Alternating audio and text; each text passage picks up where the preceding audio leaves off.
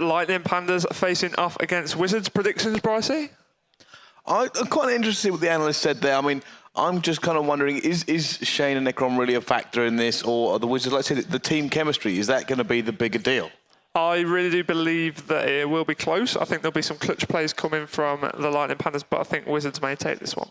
It's going to be kind of a balance there. Like I said, you rate Shane and Necron, you're kind of unsure about their teammates. Well, it's not even necessarily that. I mean, I was speaking to Shane earlier, and he said that his teammates actually went out rather in style last night. So that could be a factor. Yeah, that so I think that will be the factor. I mean, I think they were just celebrating the fact that they're going to LA, not thinking about the fact that the seeding points will help so much in today's tournament that they sort of disregarded today. And I think that may... I mean, it's 2 o'clock now. I mean, is that long enough to recover from a hangover? Well... You never know. We would hope so, But like I said, the analysts, I think they have it right there. I think throughout the entire map, I think there's going to be great plays from Lightning Pandas. But that team chemistry of Wizards, it's got to win through in the end, surely. You would have thought so. I mean, they've been together for quite some time now. They will have had time to gel as a team, practice as a team, get their setups spot on, because that's surely what teams do. They perfect the art of their setups on the different maps. So it's going to be Domination, first of all, on Freight. Let's kick on with the action. It's going to be Wizards, first of all. Now, a player that did actually impress me yesterday was Kindok. He seemed to come up big when it mattered yesterday, so I think he'll be one to watch in this game. Okay, let's jump on board with Kindok then and see what he can do, as both these teams are about to go to war on B, and see who can get on it first. Now, interestingly enough, it looks like Lightning Pandas are going to jump on it very, very aggressively. First of all, there's only one man left on it as they go down, and Wizards are going to take kind of the first blood here and just be able to get into that area quicker. Yeah, and now Kindok once again pushing straight down this middle path area. He did manage to take down 2 before he died. Shane straight off the spawn getting shut down as well. We're going to get on board with Ramba, who's looking forward through. Not seeing anybody in that red building. Sees another one in front of him though, but does get shut down. Shane off the spawn. B still yet to be captured though, Bryce. So it is neck and neck on points. Shane in the central area, about to dive on that flag. Of course, Mr. Objective himself trying to take down that player. A bit of shaky shooting, just giving him some cover. Going to be a player coming on his right, but he does manage to capture that B spot and get the kill as well. So that bodes well for him. Veteran of the scene, Shane. I'm wondering just how much he has sort of drilled his team in what he wants them to do in terms of tactics and strategy. Though you are right, the man just known for his objective work. Yeah, exactly right. I mean, it's told that in his previous teams as well. He was sort of the captain. He always went forward with the definite plays that they were about to commence. So it'll be interesting to see what sort of pep talk that he will have given his team. I mean, he knows, as Josh said earlier in the analytical build-up, that this game is really important. You need the best possible chance when you get out there to LA to be in the best possible position of playing an easier team, so to speak, even though World Championships, there is no easy team. Oh, no, you're completely right. Every game out there is just going to be just ridiculous. And these guys, they all want slightly easier games. There's going to be no easy games when you get to the World Championship. But if you can make it slightly easier with a better seed, then that's going to just have huge benefits. And Shane tries to pick up the 2, but he doesn't. His teammate has to clean it up for him. Well, they have managed to now random. We're going to try and get back on that B point. But let's see if he goes down as well. Yep, Shane just dropping down there. He's straight off the spawn. They're going to push up directly through this middle map. Currently losing that B flag. I think they are in the lead as it stands, but wow, Lightning Pandas completely wiping out that Wizards team, getting straight back on that B flag after its initial neutralization. And Shane's going to push straight down towards his right-hand side, straight off the spawns, picking up one in the way of Flex. Nobody else dares challenge Shane. It does look like his teammates are actually keeping up with him and Necrom. So, like he said yesterday, they really impressed him. So, if I think if they can continue to play at this level, then they have a really good chance of taking down Wizards. Yeah, exactly right. I mean, Shane has just dropped down once again. Only top because of his OBJ work, to be fair to him, so his teammates really are putting up a fight. I mean, we speak about Shane and Necrom, obviously, because they are the 2 players that have stood out before in the past. We haven't really heard of Random and Ramba, but they are showing their worth in this team right now. Necrom with a big 2-piece on towards that B flag. They said, now let's see what they can do. Necrom is just going in, secured it with his teammates. It looks like they're actually going for the triple cap here. Lightning Pandas are actually putting the hurt onto the Wizards at the moment. They are certainly showing them up. It must feel a little bit painful, to be fair, being beaten by a team called Lightning Pandas. Oh, their logo is awesome. It's actually the second iteration of their logo. I saw the first iteration, and they changed it the day before. It was all due to be printed and put forth. Okay, so on board with Random now. He's going to push on once again for this C flag. It looks as if he really wants this triple cap, and he is being supported by a teammate up his rear as well, who has just dropped down after picking up 1 kill. He's going to have to win this gunfight. Random does manage to land shots onto a player. He's going to challenge him. Does manage to pick up that kill. Is he going to get the cap? Yes, he is. Nobody else there to challenge him. He went for the 3 cap initially, but lost A in the process, but still maintaining that lead. This is strong, Brycey. This is really strong. Let's jump on board with Necron, though. 17 and 7, doing the slaying work for his team. Going to pick up 1 there. There's another one. Can he see him through the smoke? He's going to have to just duck out. Takes out the MTAR, but doesn't matter as it all gets cleaned up by Random, who's also going off 12 and 5. This Lightning Pandas team, people have been underestimating them because they don't really know who the other players are. But it turns out they're pretty good. Yeah, it does turn out that exactly right, Bryce. Random now pushing down this left-hand side. Does see 1 on his screen, unable to make that kill, but just pushes in, making sure that he's in some cover. Picks up that kill, though. No, back on board with Necron. Let's see, get some of this slaying power that we can capture. We only feel them actually make 1 kill when we jumped in with them last time. And it does look like they're being very aggressive. This is a good tactic, in my opinion. You see quite a few top teams use this tactic. Trying to scare the Wizards, if anything. Keep them, making them think of going for the 2 cap. If not, like I said, even if they lose a point now, they'll still have 2 with a split. I'm surprised you didn't wait for the neutralization there, to be honest. I think perhaps he thought he may have got the neutralization. I would have thought that. Oh, I thought he was going to make that play as well there, Bryce. Kindok just trying to re-secure that A point, get some last-second points on the board. It's currently 98 to 52, 99 to 54 right now, Bryce. Yeah, it does look like the Lightning Pandas certainly have got game, as they are quite far in the lead now. Yeah, they really are. I mean, 99 to 54. 45-point difference. That is a big difference. I mean, me and you have sort of argued in the past about how much of a cushion you need, haven't we? And surely 45. I think 45 is enough. They shouldn't really lose this now. There's the throwaway, but the scores. Random, 16 to 8. Random. Like I said, people are underestimating this team. They don't know these players, and because we don't know them, we're kind of assuming they're a little bit worse than your average. Yeah, but exactly that. He's just come top. Yeah, 16 to 8, 4 caps to his name as well. So that's an impressive start on stream today. It certainly is, as we're going to jump back into the board in the second half of this. And I can't see Lightning Pandas losing against the Wizards now. I don't think there's any way they can throw this domination out the window. Not with how good they're playing, not with the slaying power of Random and Necrom. They just look too good. Yeah, they really do, Bryce. I mean, to win by 45 points, that's a sort of Epsilon-style deficit right there. That is a massive lead. Shane, of course, being a member of Epsilon, perhaps took away the tactics with him. Maybe so. Like I said, we have been known this guy as an objective player, so I can guarantee you Shane has definitely said something about how he wants to run these maps. Yeah, definitely so. I mean, I would have thought that it will be between Shane and Necrom to sort of shout the tactics out, although Random and Ramba really putting up a good fight as well. Yeah, they certainly are, and it seems to me that this team's actually pretty. They seem a lot more cohesive than you would give them credit for. They seem to have maybe got a bit more practice in than they may have revealed than they actually had. Yeah, perhaps so.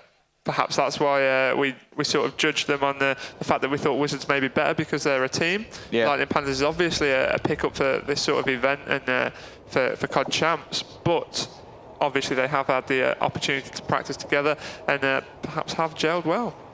Well, we shall soon see, can they carry this one out? Let's jump on board with the Lightning Pandas first of all, and I'm going to watch Random simply because of how well he was playing in that first half. Okay, yeah, putting up the big numbers, 16 to 8 with 4 caps. Let's see how we can play it off the bat of this one. Got himself that MTAR out, which will, of course, be good at close range. He's actually opted for 2 trophy systems as opposed to any grenades or stuns by the look of things. It does. It kind of screams to me that he's going to try and set up around the middle as soon as possible.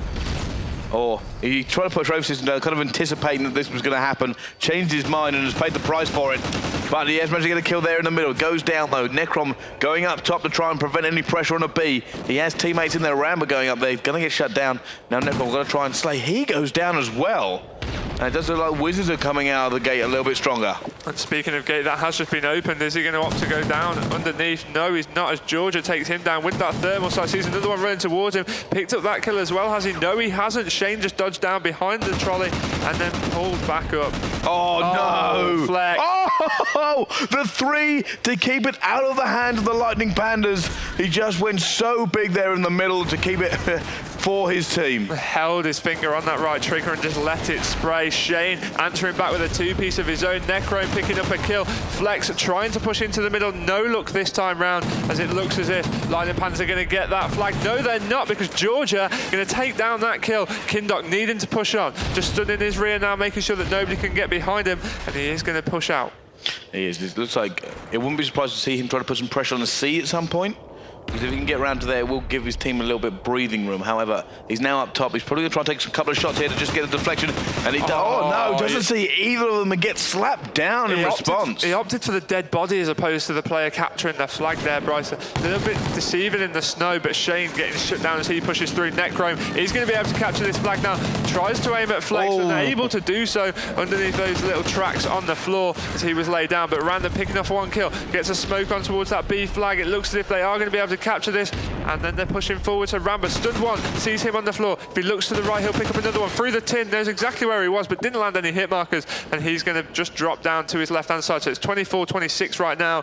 This is still boding well for Lightning Panthers as they have that 45-point lead, Bryce.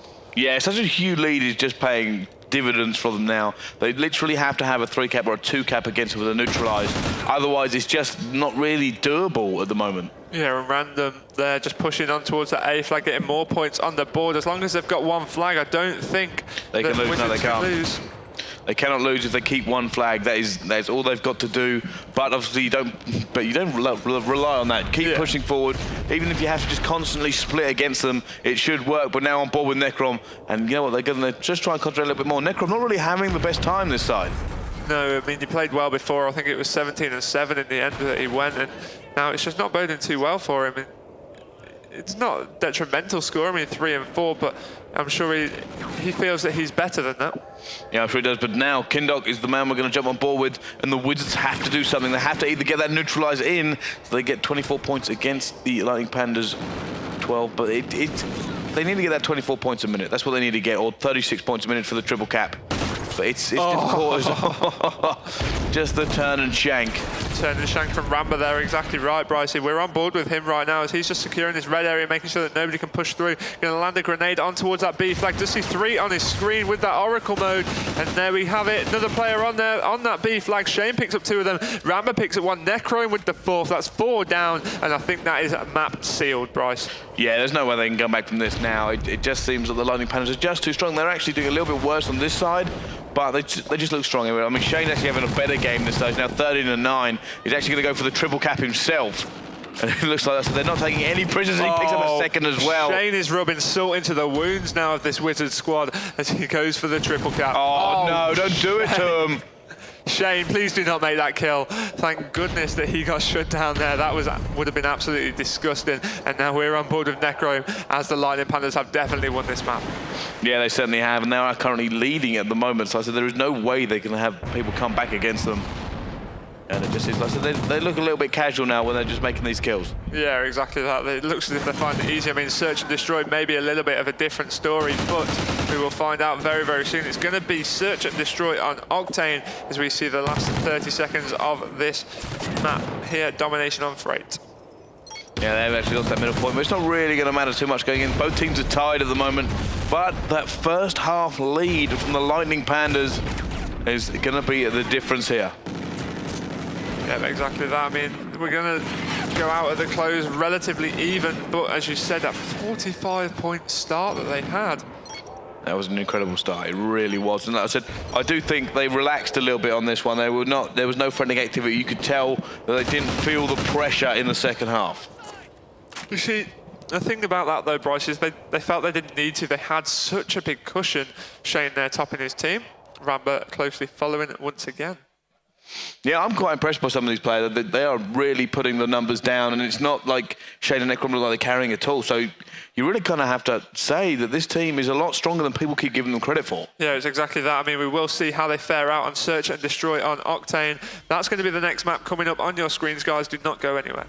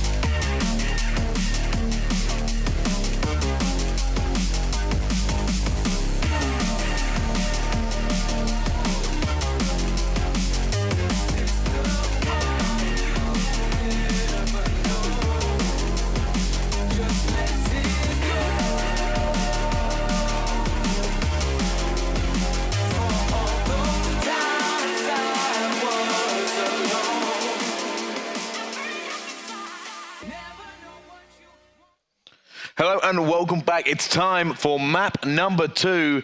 It's going to be Wizards versus Lightning Pandas, and Lightning Pandas come out so strong in the domination that realistically, got to look for them on the S&D. Yeah, exactly that. I mean, they're surely going to be carrying the momentum on from that. I mean, the second side was relatively well balanced, so I'm hoping that hasn't killed any of Lightning Pandas' momentum there, Bryce, and allowed Wizards to claw themselves back into it.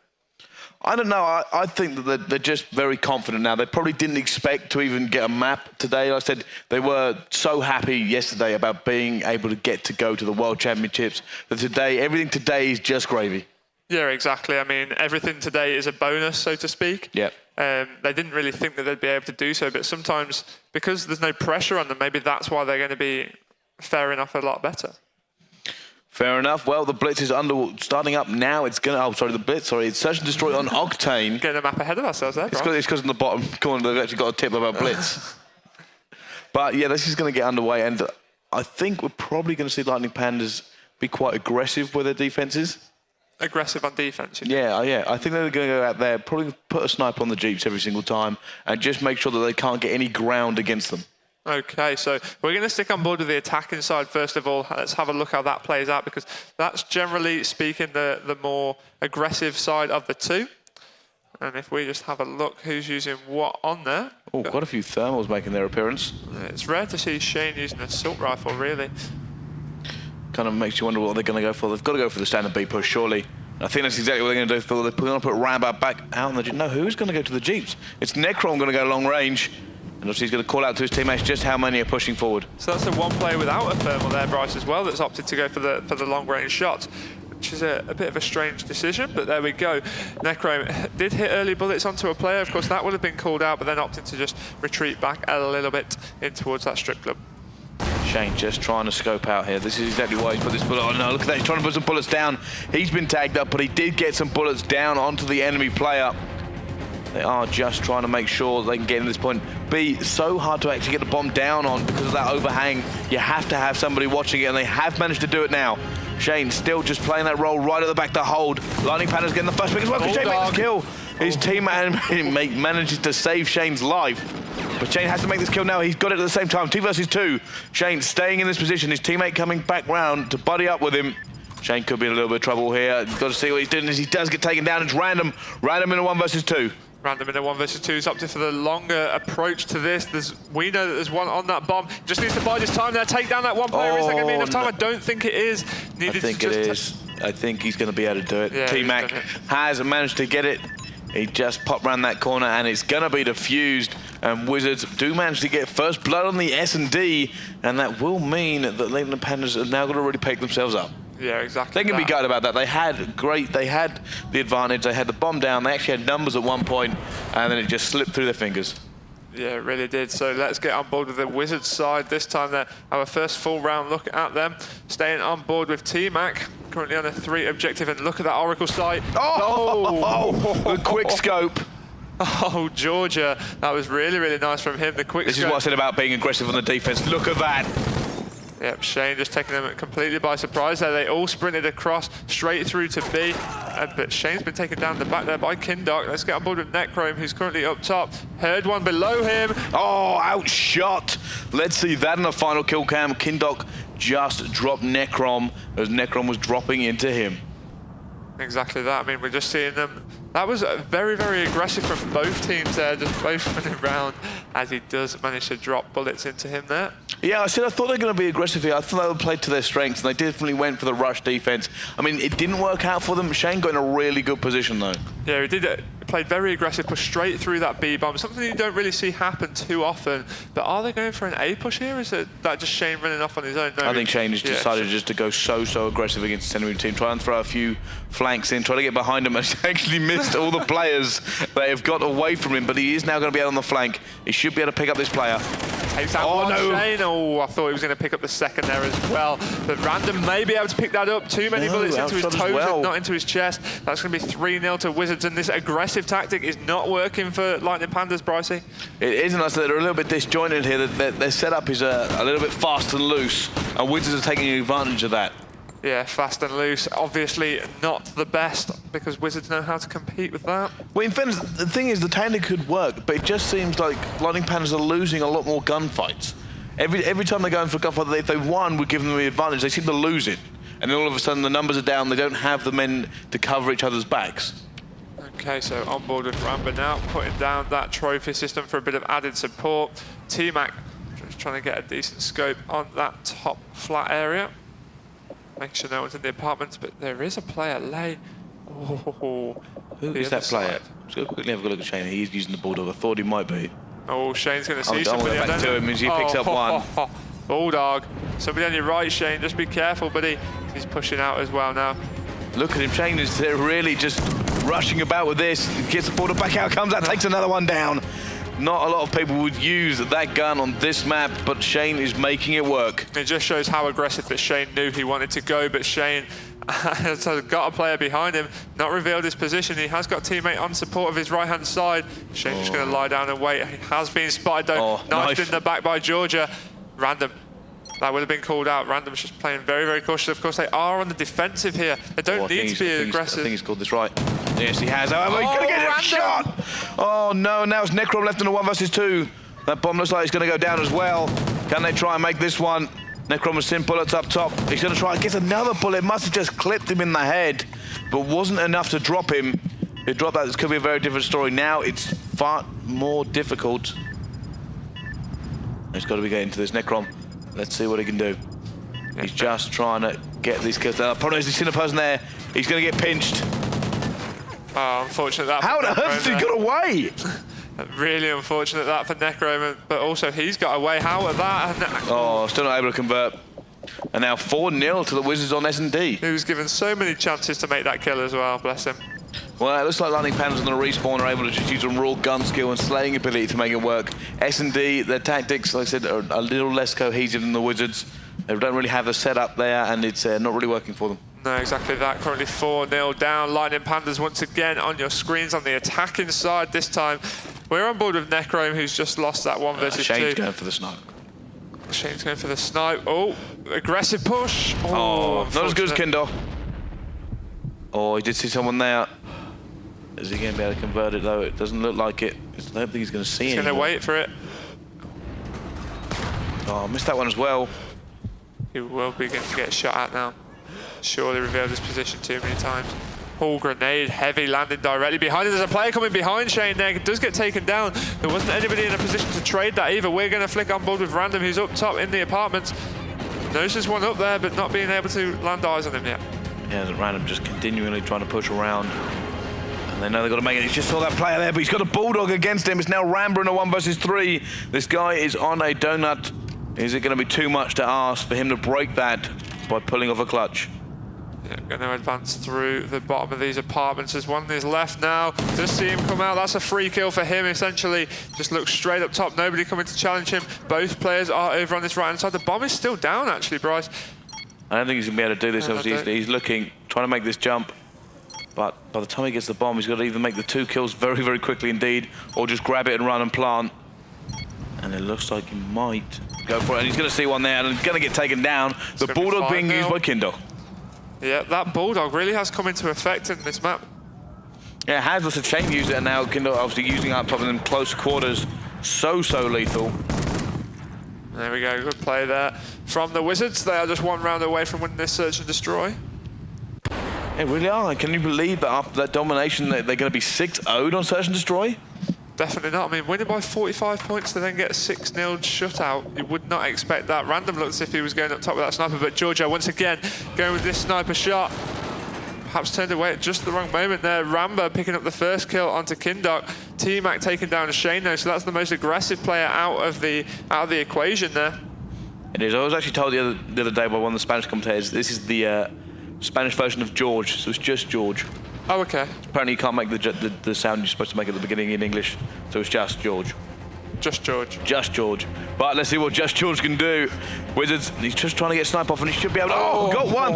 Actually, was not the one he was originally aiming for. This guy is lethal with this thing. Oh, look at that, gaining a little bit extra height. Not able to make the shot, though. just pop shotting for fun nowadays. Runs forward with his pistol, knows there's going to be somebody approaching him. That was Necrome. He gets the better of George. And now the bomb has gone down from T-Mac. It's 2 versus 2. And he's looking at me, he's going to try and get out here so he can get on a better position. He's been seen. Can he make this kill against Necrom? He does, as his teammate cleans up as well. And that's a 6-0 against the Lightning Pandas. Did not expect that after the domination that we saw, Bryce. So that's leveled the playing field once again. It's now 1 apiece in this best-of-5 series. That was much better from Wizards. Yeah, it certainly was, and it looks like they might have... He was just like speechless. He does, you can actually see the guys there. They're kind of wondering what on earth just happened. At least they're still enjoying their Call of Duty experience. Well, for someone who's got 6-0, Shane is far too happy. It's all right, it's all right.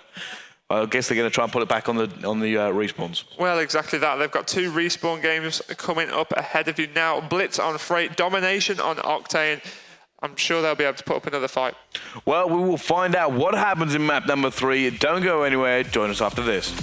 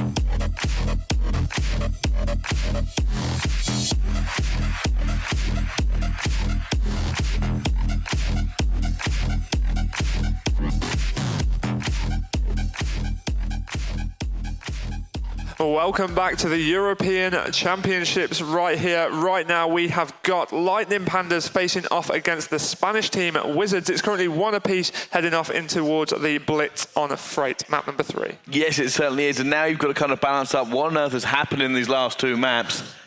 It's 2 ends of the spectrum. Lightning Pandas look better on the respawn. They do not look good when it comes to team tactics. But I'm thinking Shane, the world-renowned objective player, on the Blitz, I think they're going to just take this one. I don't think it's going to be a big mile off. No, I mean, they were so dominant on the first domination. It was won by 45 points in the end, give or take a few spare change here and there. But then 6-0 was the loss that they suffered at the hands of Wizards on the Search and Destroy. Yeah, I'm kind of thinking, like I said, I think it was the setups there. Wizards have probably played the S&D as a team so many times together that they knew how to cover each other's back. They know all the different strategies. Lightning Pandas do not have that experience to kind of bring together. Okay, well, we will see what happens in this respawn mode. Once again, this is going to be Blitz on Freight, followed by Domination on Octane. Now, I think whoever takes this map will take the series. Fair enough. I agree with you there. I think if they manage to take this map, the Lightning Pandas, and they'll probably win the Domination as well. And Wizards, I think, will lose the Domination, but take the S&D at the end. Okay. So there we have it, our predictions. Let's get on board with all of the action then. We're going to kick things off on board with the Wizards. I'm on board with Flex. Okay. He had that very impressive 3-piece to prevent a flag cap on the Domination before. So let's see how he'll play this. Looks if he wants to go very aggressive, closing that door behind him. Pushing straight up, takes down 1 on the left-hand side, pushing into towards that middle area, but not picking up a 3rd. Oh, Kindle being sneaky. So sneaky. Look at him. And he's just going to, whoa, taken down. Not sneaky enough. Okay, so now T-Mac and Flex both combining to pick up 2. Flex pushing down this right-hand side, picks up a 3rd as well. So now just needs to advance forward. Just seen 1 in the middle map, but not able to shoot at him. Goes for Rambo on that right-hand side, but doesn't manage to pick him up. T-Mac trying to put some bullets down, doesn't happen either. And now both these teams just trying to battle it out, trying to find a little bit of purchase here. Still no points scored, almost a minute gone. Okay, so T-Mac and Ramba in a very similar area, but Ramba runs straight past him, picks up the first point on the board after just 1 minute played. So that was good play from him, completely having no disregard for T-Mac, just running straight past him. Yeah, they are continuing to push forward. Ramba just continuing to go on, and these guys are really playing like Ramba and Random now being kind of the leading for the pack. And just kind of trying to push on. They're trying to put pressure onto Wizards now. But both these teams are really just trading across the map. And it was just Lightning Pandas who managed to come up a little bit better last time round. Okay, so Ramba once again pushing forward but getting shut down. Shane getting shut down as well. This is looking much better from Wizards despite being 2-0 down. They're going to push in aggressive through that open barn door. One goes in. Where's the second going to hide? Needs to just stay hidden in that area. Oh! Had to go for the reload. Wasn't able to pick them up, but they have got a man around the back. It's Kindok being sneaky again. Let's see if he can convert this. It has been seen and he is going to get taken down. Both these teams are players trying to go. T-Mac is going to get in though and bring it back to 2-2. The teams have tied it up. Yeah, that was a good play from him. 2 apiece now with 2 minutes gone into the 3rd minute. T-Mac just going to push down this right-hand side. Had some aerial advantages. Offered to surrender that, but T-Mac. That was absolutely incredible play there, getting the second kill on a Random. T-Mac turn on. Just gave him a little bit of a slap there. He wasn't looking in the right direction to begin with, but turned fast enough as he picks up another one. And denied before he can convert it into a cap. That was unfortunate, the play there from him. He picked up 3, thought he was already going to be in that portal, but did get shut down. Flex there, just picking off 1 kill, doing some defensive work. Knows the player behind him. That's going to be 3-2 now. Finally, some breathing space between any team as Lightning Pandas do manage to take the lead. But Wizards Flex not having much to say about that as he gets shut down as well. T-Mac pushing on forward. Kindok, his sneakiness has not really paid off for him. He's 0-6, and he still hasn't got a cap. No, I mean, he's been round the back quite a few times, but still not been able to convert it. Looks if he is going to be able to this time. That's going to be a cap for him. A little bit of pre-spray just for good measure, as he does manage to land that through the hole. He certainly does, and the Wizards are now in the lead, 4-3, and they're just trying to continue to push on now. They are the team that is putting the pressure onto the Lightning Pandas, and they're pushing them back and back and back. Lightning Pandas need a wave of kills before they can really push forward and start dominating the Wizards in their spawn. Yeah, Flex down this left-hand side. It's currently 5-3 to the Pandas. No, it's not, sorry. So it's 5-3 to the Wizards. Yeah, my apologies. T-Mac up top on the right-hand side. Seen a player on the other side of that train, but not willing to challenge him. And he's got the MTAR, wants a bit more range in his weapon, but he has been stunned and taken down there by Necrome. Necrome's unable to carry on forward, does manage to get that cap in, so that's going to be 5-4 now. Not much between these two teams at all, Brycey. No, there really isn't. They're just trying to both push forward as hard as they can. Necrom 4-8, usually you'd see him slaying about the map, trying to lock it down. He's not really doing it, but they've got Kindok on the other team doing kind of the same thing. He's not really going anywhere either. Kindok trying to push up this left-hand side now. I mean, he's only got 1 cap to his name, despite being around the back so many times, just gets shut down at the last second. Once again, trying to get around the back. Trying to flank, it's just not working for him. And he should maybe take a more direct approach, rely on his gun skill, and just get pushing on in there. T-Mac trying to make a 2-piece out of nothing, but unable to do so. Picked up the first, then dropped down to the second. Shane getting shut down on the right-hand side. It's currently 5-5 with 25 seconds left on that clock. Ramba doing the defensive work. Oh, needs to make that one. Needs to make another one as well. Oh, Ramba. Doesn't get to make the third, but his teammates are there to just clean it up. Ramba did just enough. And it looks like they're going to go into the second half all square at 5 apiece. Yep, 5 apiece. It's very, very rare that you do see a draw or a tie at the halfway mark, but we do have it here on the grand stage at Twickenham Stadium. Yeah, we certainly do, and like I said, it's looking so square between these two teams. You're kind of expecting to do a little bit better there. I think the Lightning Pandas are slightly outslaying the Wizards, and it's probably because just Kindok is not really going for kills. He's going for flanking and trying to get those points in. He's going for pure pointage, and it's just not happening for him. Yeah, I think he's got to really change his tactics up this half. He's got to realise that Lightning Pandas, they know what they're doing. They've got all the avenues covered. He's not going to be able to slip past as easy as he would hope. Yeah, I think maybe he's just thinking that by being as sneaky as he is, that it's going to catch him by surprise. But they're ready and prepared for it. Lightning Pandas are well aware of his technique and his tactic. Necrome, I really do feel, needs to pick it up a little bit on this side, prove his worth in this team. Now, George and Kindok both making plays there to pick up some kills. Trying to push out. Kindok adamant there's somebody underneath that train. Somebody flies out. He's laid down, needs to reload, pops back up, takes down Necro. Once again, he really is not having the greatest of games I've seen him play before. Kindok once again with a kill. He is now flexes on there. Oh, gets taken down for both teams. Really starting off slow in terms of points again. But the Lightning Panthers managed to deflect another push by Wizards. And both these teams are really good at the defense. It's quite a low-scoring game of Blitz. Yeah, it really is. I mean, you often see big numbers, at least double figures at the halfway mark, but not this time round. Still 5-5 after 6 minutes played. This reminds me of yesterday where both these teams actually have the same amount of captures from both of them from one half that Robs did yesterday in one streak. And he did it again earlier as well. Oh, did he? I unfortunately didn't catch that game. Got 10 caps earlier. Going forward, Necrom trying to pick up some kills. Both these teams trying to break the deadlock here. Just trying to get in without sacrificing their own one. And they're just, both teams are really buffing each other. They're just battling in the middle of the park. Can't really do an awful lot against each other. Shane now in a position to make a move forward. He's going to have to win this gunfight, but he's losing it. Like I said, both teams are kind of getting all the way there and then losing it at the last second. Yeah, Shane was trying to... No, still, like I said, denied. It's just happening time and time again. Both these teams cannot break through. They really do not know which approach to take either. Random getting shut down. One's getting around the back, but George taking down another player there. On that right-hand side, he's right the way around the back of the Pandas spawn right now. This is a good position for him to be in, to maybe put some points on the board, because 7 minutes gone and it's still even, but George has just Wizards are going to break this now. There we go, that's one on the board. Going for another kill, well done to George. Pushes forward, making sure nobody's there. It looks as if he is going to be able to capture this as well, Bryce. LP going for the trade. Just trying to trade, but they are losing this trade. That's unfortunate, but they have kept it to 1 point. But bearing in mind that they haven't, only 1 point from each team really been scored in the last couple of minutes, it's going to be so difficult to get that 1 point. Yeah, exactly. That 1 point is a big point, but now it's a 2 point gap as well. So no trade has occurred as George looks up top, takes down another Pandas player. That was Shane, just trying a different approach now. And George just trying to get around the back of the Pandas. He is, and they're just trying to get the points now. They've got this 2 point advantage. If they can trade, they have definitely got this in the bag. And there we go. They finally managed to get a little bit of breathing space there. And it was funny because George actually was able to take down Shane off the spawn and then got him on the spawn again. Yeah, and like I said, it does seem like Wizards are now going to just continue to pull ahead. George really doing some serious work. Can he pick up the second kill as well at the top here? Going up against Random, and he takes him down with the hip fire. And he should be able to just get round in time to put another cap to his name.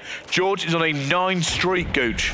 9 streak, exactly that. I mean, that all started by defending his own point by taking out Shane, who was coming over the top, and he's choosing the same.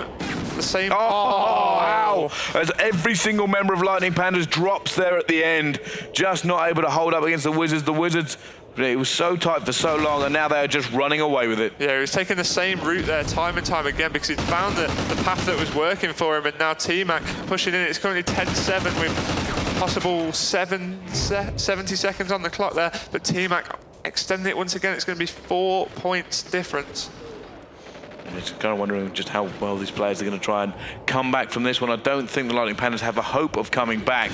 Can they do the dirt work on the domination?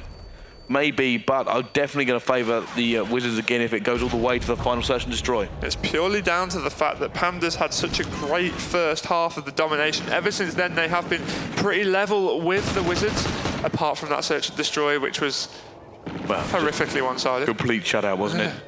And now they're just continuing to push forward. There is no way they can win at the moment now. The Lightning Panthers will lose at this third map of Blitz. The Wizards are now 2-1 up.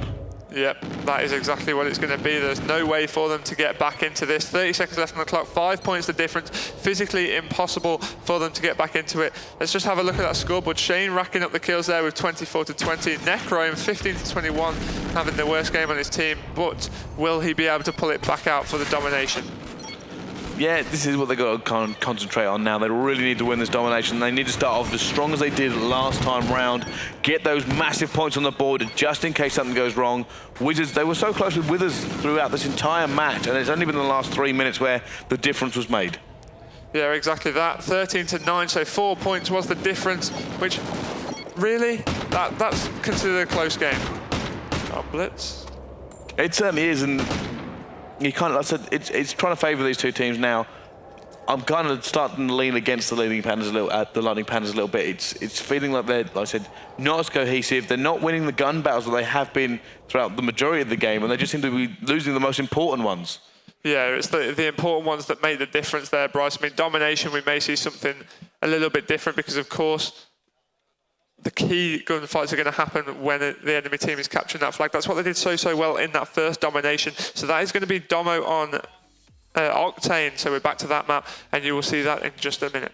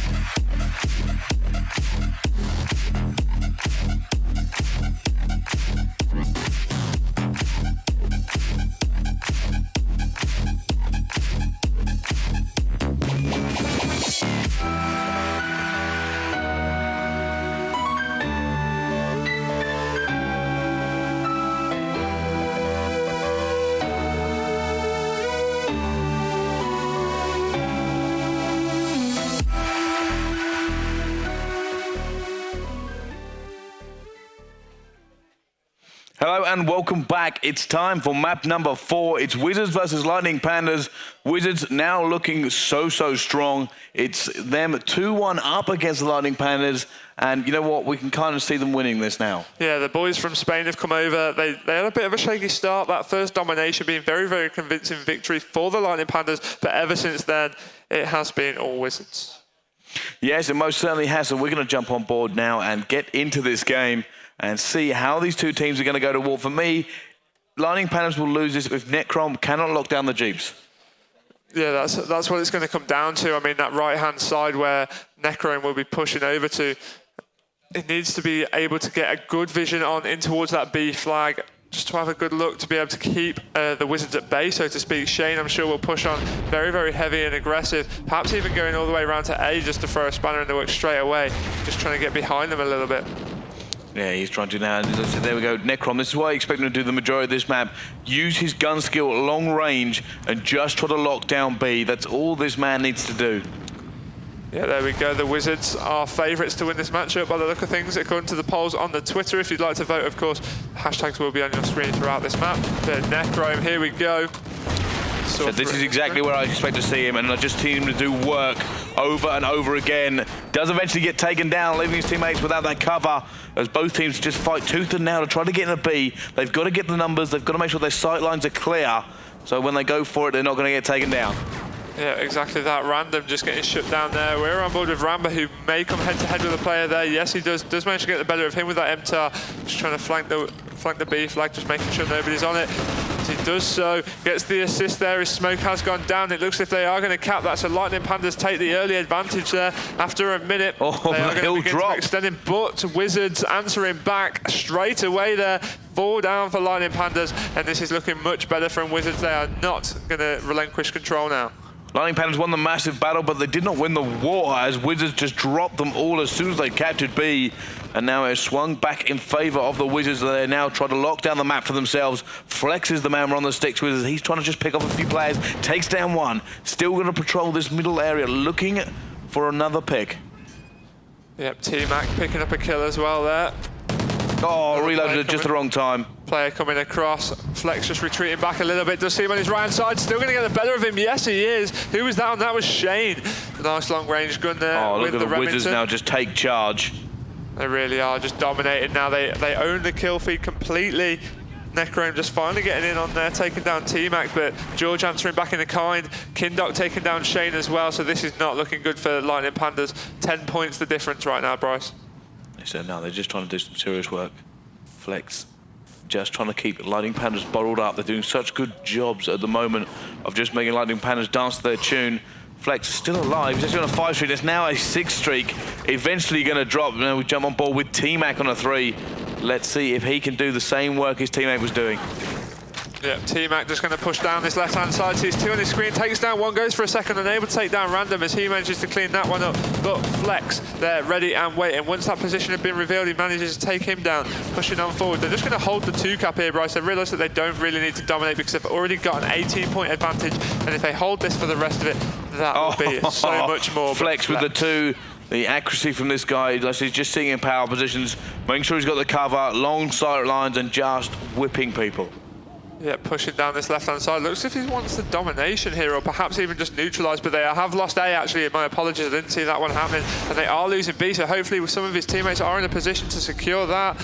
They are capturing B back. He had to rotate around, but obviously his job was one of the ones keeping that B clear and using the long-range gun to kind of clear people away from B, but he's now going to try to get back on the Jeeps, and I think, no, he's going to go back. He's going to make sure the Lightning Pandas don't keep just swapping points against them. They've got A and C currently. It looks as if he is going to get the better of no, he isn't. Shane pops, though, from behind the corner, takes him down. Necrome getting the better of Georgia as well. So now this is looking better from the Lightning Pandas. They've got the triple cap on. They've got the domination in play once again. This is what gave them the boost in that first side, that 45-second point difference. T-Mac is on that flag, does have a teammate with him as well, so that's going to be close. It really is, and Lightning Pandas still coming back into this one. They've got 2-1, and there's a minute left. They will actually, if they hold this for the entire time, get rid of that deficit and have, I think, 2 points in the lead. But they've got to hold. Yeah, they need to hold this for its entirety. I mean, there's 55 seconds left on the clock. 6 points the difference right now. Shane just gets taken down once again. Necrome over on these Jeeps. He's got no ammo. Very little ammo, so obviously he's been spraying a lot of long range. Oh, he's got nothing. Got a grenade to try and help him, and that's about it. If he'd still be alive and had full ammo, he might be able to hold that off for a little bit longer. Random going to try and do it. There's a guy who's Random's right, and he does see that the neutralizer's gone down. It does look like Lightning Pandas will not manage to make the lead now. Yep, Shane pushing through. There's 26 seconds left on that clock. I mean, if they were to cap this one, I think they could possibly make the lead on that. I'm not too sure. Well, it will be very, very close. Anyway, Bryce, it's going to be down to the wire on this first side. There's going to be nothing separating these two teams practically. I mean, it's 73-72. Looks as if Lightning Pandas will take the lead just on that last tick over. Just exactly when is that last tick over? I think it's just after the 5, so I don't think it's going to tick over again, and that will be a 1 point lead for the Lightning Pandas. They really come back into that one. Yeah, they really did. I mean, they were down by about, what, 25 points at one point? Yeah. And they've really picked that up. I mean, that domination part that they had really did help them out there, Bryce. Oh, yeah, when they got that on there, you could just see it just melted away, that big difference, and then they held the 2 for the last minute. Got 1 point in the lead. 1 point is irrelevant. It's just it's basically no lead. It's basically you've got 5 minutes left of domination to play. That's essentially what it is. It's going to be, unless it comes down to that 1 point. I've seen it happen before. I actually had both teams win by 1 point on both halves, and it was a draw for a replay. Oh, really? Yeah. That's how close the game ended up being. Okay. For these, though, it could go either. Like I said, there was a few plays there for both teams. Wizards, for a long time, actually looked the more dominant team. And then somehow Lightning Pandas pulled it out of the bag. I still don't even think when Lightning Pandas were dominating, they didn't look that dominant. Yeah, I'll agree with that. Yeah, they just seemed that, I think they were running the objective a little bit better. They were just pulling Wizards around the map as much as they could to just try and use that as for an advantage. Yeah, it's exactly that. So we will be in on this second side very, very soon. Of course, just to recap, Wizards are currently leading this series 2-1. This is the 4th map of the best-of-5 series. So if Wizards were to take this by 2 points, they win. Yeah, they would do. If they weren't taken by 1 point, we end up going for a draw. I think this would be it. We haven't seen a draw this weekend. No, we haven't. Well, apparently we do have a highlight to show you. And I think that's going to come up any second now. As we do wait to get back into the second half of this game, I think we're having a small issue. It doesn't usually take that long to get into the second half of domination. The players clearly somebody experienced a hardware issue. Yep. Oh, the game has there we go. Still just waiting for this highlight to come up on our screen as well. We thought we might have some interesting Call of Duty. I think they're preparing a highlight. Oh, okay. I think that's what they actually said. But we'll have a look at that later on. But first of all, let's get into this map, Gucci. It's Domination on Octane. It's time for the Lightning Pandas or the Wizards to close it out. And you know what? I'm still going to have to favour the Wizards. Yeah, I mean, if they're able to lock that 2-cap in like they did on that first side, but just do it for a little bit longer, then that would, of course, seal them the deal, Bryce. They would be advancing through to the quarter-final stages of this single elimination tournament. Winner takes all, 15,000 euros prize pot, which is roughly about, what, £12,000, give or take? Yeah, something along those lines, you know, not short change. No, not pocket cash anyway. No, really not. Now I'm going to jump on board with Flex again. Played so well in the first half. I kind of want to see what he does in the second. Can he repeat that performance? I don't know. I mean, he has played so well throughout its entirety, Bryce. I mean, he's been picking up 2 pieces, 3 pieces left, right and centre. So we'll see what he'll do. I mean, will he follow the Necrome sort of suit with that Remington and opt to go down that right-hand side to patrol the Jeeps? It doesn't look like that's what he's going to be doing. He's going to push straight on through the middle, try and add some cover fire, but Necrome, interesting position in here from him. That's going to throw a spanner in the works, get directly behind enemy lines there. Random's push around as well. Revealed his position now, but does do so with making a kill. He is, and his teammates just trying to rush forward, trying to protect B. Necrome trying to go Overwatch, trying to just pick people off as you see someone between there now. Not able to get a shot on him, and this guy is ducking between cover. But now the problem is he also doesn't have a grenade, so getting somebody in the actual B point means he has to expose himself to fire. Yeah, exactly right. And Necrome there takes him down. Necrome, and unfortunately, he has to reload. The knee slide gets that player away from the Wizards team, but he is going to push in on this B flag to try and secure it. Looks as if he is going to be able to get that cap and continue in his streak. Currently on a 4-score streak right now, Bryce, and pushing on forward once again. Sees a player on his right, but has to dodge away as he's picking up a weapon. Yeah, Necron playing a lot better already this half, and he just seemed to get taken down, so say that. And now let's jump on board with somebody from Wizards. I'm going to go on board with Kindar as they try to push towards C. Yeah, they are going to be capturing this C flag as well. There's 2 of them on that to be able to capture that really quickly. They both disperse out, but are currently being 2-capped. This is looking better from Lightning Pandas, to be honest. It is, however, look at them now need to get bodies back into that middle of the field. Try and defend this here. Kindle trying to actually trade against the enemy team. Has some support behind him on the Jeeps going Overwatch. Kindle now has the opportunity to get in. The smoke is down. He has support from his teammates. Going to be taken down. Wizards George is now going to try and get in there. Yep, it is not over yet, Bryce. There's still plenty to play for. 10 points the current difference, which makes it actually 11. Oh, because of the previous. Lightning Pandas just wiping Wizards out every single time they push for B. Yeah, and that's exactly what they need to do. They just need to keep that 2-cap and just wipe them down every single time, forcing them to have to sit there and watch the replay and wait for the respawn. Kindok just lying behind the enemy lines there, just keeping himself out of trouble for a minute. Yeah, they are now, George. Let's see what he can do. Just trying to go for this. Now, the Wizards really need to get back into this game. They do not have the advantage of any sort of cushion from the points. And they are losing here, but they have got 2 points against 1. This is a good opportunity to capture B. Do it while the Lightning Pandas are otherwise engaged. But as I said, the Lightning Pandas are just holding the middle of this map. That seems to be their tactic. At some point, they're going to have to split off for the home flag. Yeah, and it looks as if that's what they're opting to do now. I mean, Shane's just trying to run through the middle, but here we go. We've got Lightning Pandas. That's going to be Ramba trying to do the defensive work as Wizards are going to take control of that. Looks as if Lightning Pandas were capturing C at the same time, though. Oh, look at that Necron going over, and he's going to see some bodies to call out. No one he can take a clean shot at those, so he's just going to have to hold fire, wait for his teammates to clear, and then they're going to have to make the push on the B. Now, Necron, if you can make a kill here, keep pushing forward, get Overwatch. They need to make these kills before they go into B. They do not want to go in there and be picked off and lose even more time. They need every point just to make sure that the Wizards can't come back. Oh, this is good shooting from Necron there, as I thought he was going to make that kill, but he didn't. Flex finally takes him down as Shane pushes up, sees 3 on his screen, and Ramba, with the support of Random behind him, may be able to take this B flag. It's currently being contested, though. Not sure are they going to be able to take control. Necrome currently losing that B flag, so Lightning Pandas have lost it once again. Wizards do take control of it and are holding this 2-cap, and the 5 points separates the 2 teams now across the 2 maps. Yeah, just trying to get in there, and there you go. Necrome gets another kill, continuously trying to push in. His teammate's gone down. They're going to have to turn. Who is that? It's going to be Shane coming in and try and get it, and he should be able to capture this. The Lightning Pandas will remain in the... No, he's trying to get neutral. No, he got it. He got it. He managed to get it just in time. But it looks like it's going to be lost again. Necrom is going to have to land a good grenade, but he goes down pretty much straight away. And the Wizards are going to take it back. Ramba trying to do everything he can. He gets in there, not going able to take that one down either. Oh, it's neutral. It's still neutral here, and I said it is 4 points in the favour of the Lightning Pandas at the moment. They just need to hold on. Ramba is going to be able to take control of that B flag by the look of things with the grenade behind him, but once again, Lightning Pandas do take control of that B flag.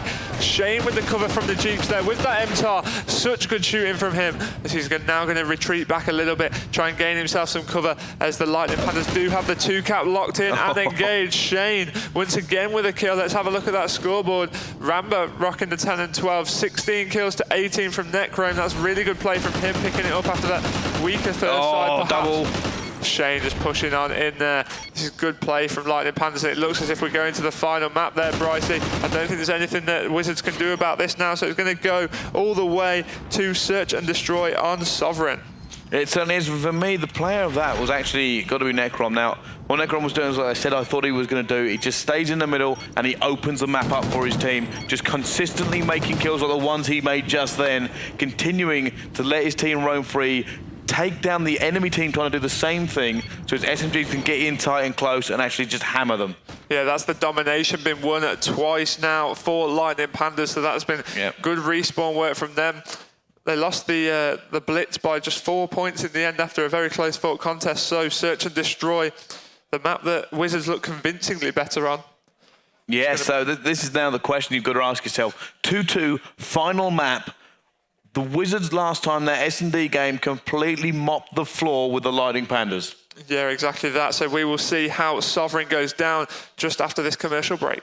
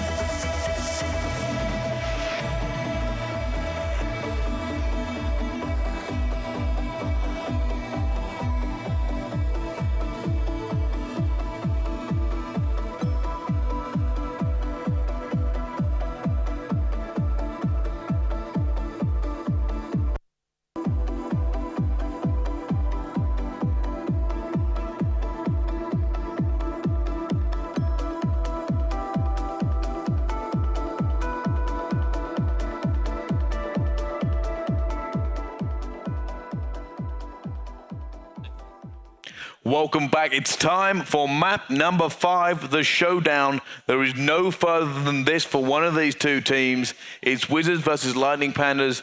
Lightning Pandas actually winning both dominations. The Wizards winning the Blitz and the S&D. The S&D being the stronger of those two when they just completely dominated 6-0 against LP. It was an absolute steamroller, wasn't it, Bryce? Yes. 6-0. There was no sort of close fought contest on that one. So what can Lightning Pandas do? What do you think they needed to change from how they went about it in the last time? Of course, if you remember correctly, they were very, very aggressive. So do you think they need to play a little bit more passive? I think the problem is with this team is that they just don't have the game time together as a unit that the Wizards have. Wizards setups are better, and I think, like I said, they're just playing fast and loose, the Lightning Pandas. And while that work in domination was, like, basic strategies covering each other across the map like Necron was doing, in Search and Destroy, they're kind of just guessing what everybody else is doing.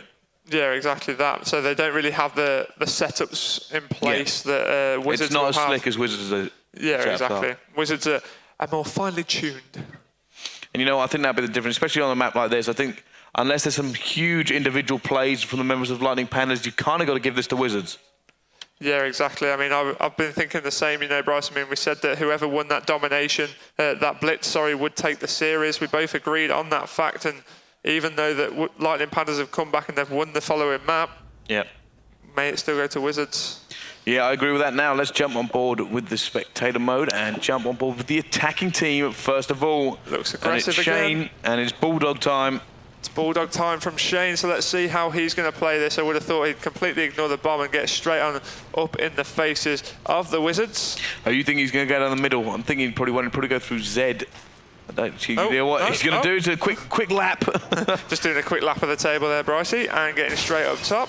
Still got that Bulldog, but it looks as if somebody's going to be even more aggressive than this Lightning Pandas team. Oh, there's actually somebody on the floor. They can't see each other. Bang, bang, bang, bang, bang. Oh, Shane winning the Bulldog battle. How on earth he won that when those two bursts against him straight away.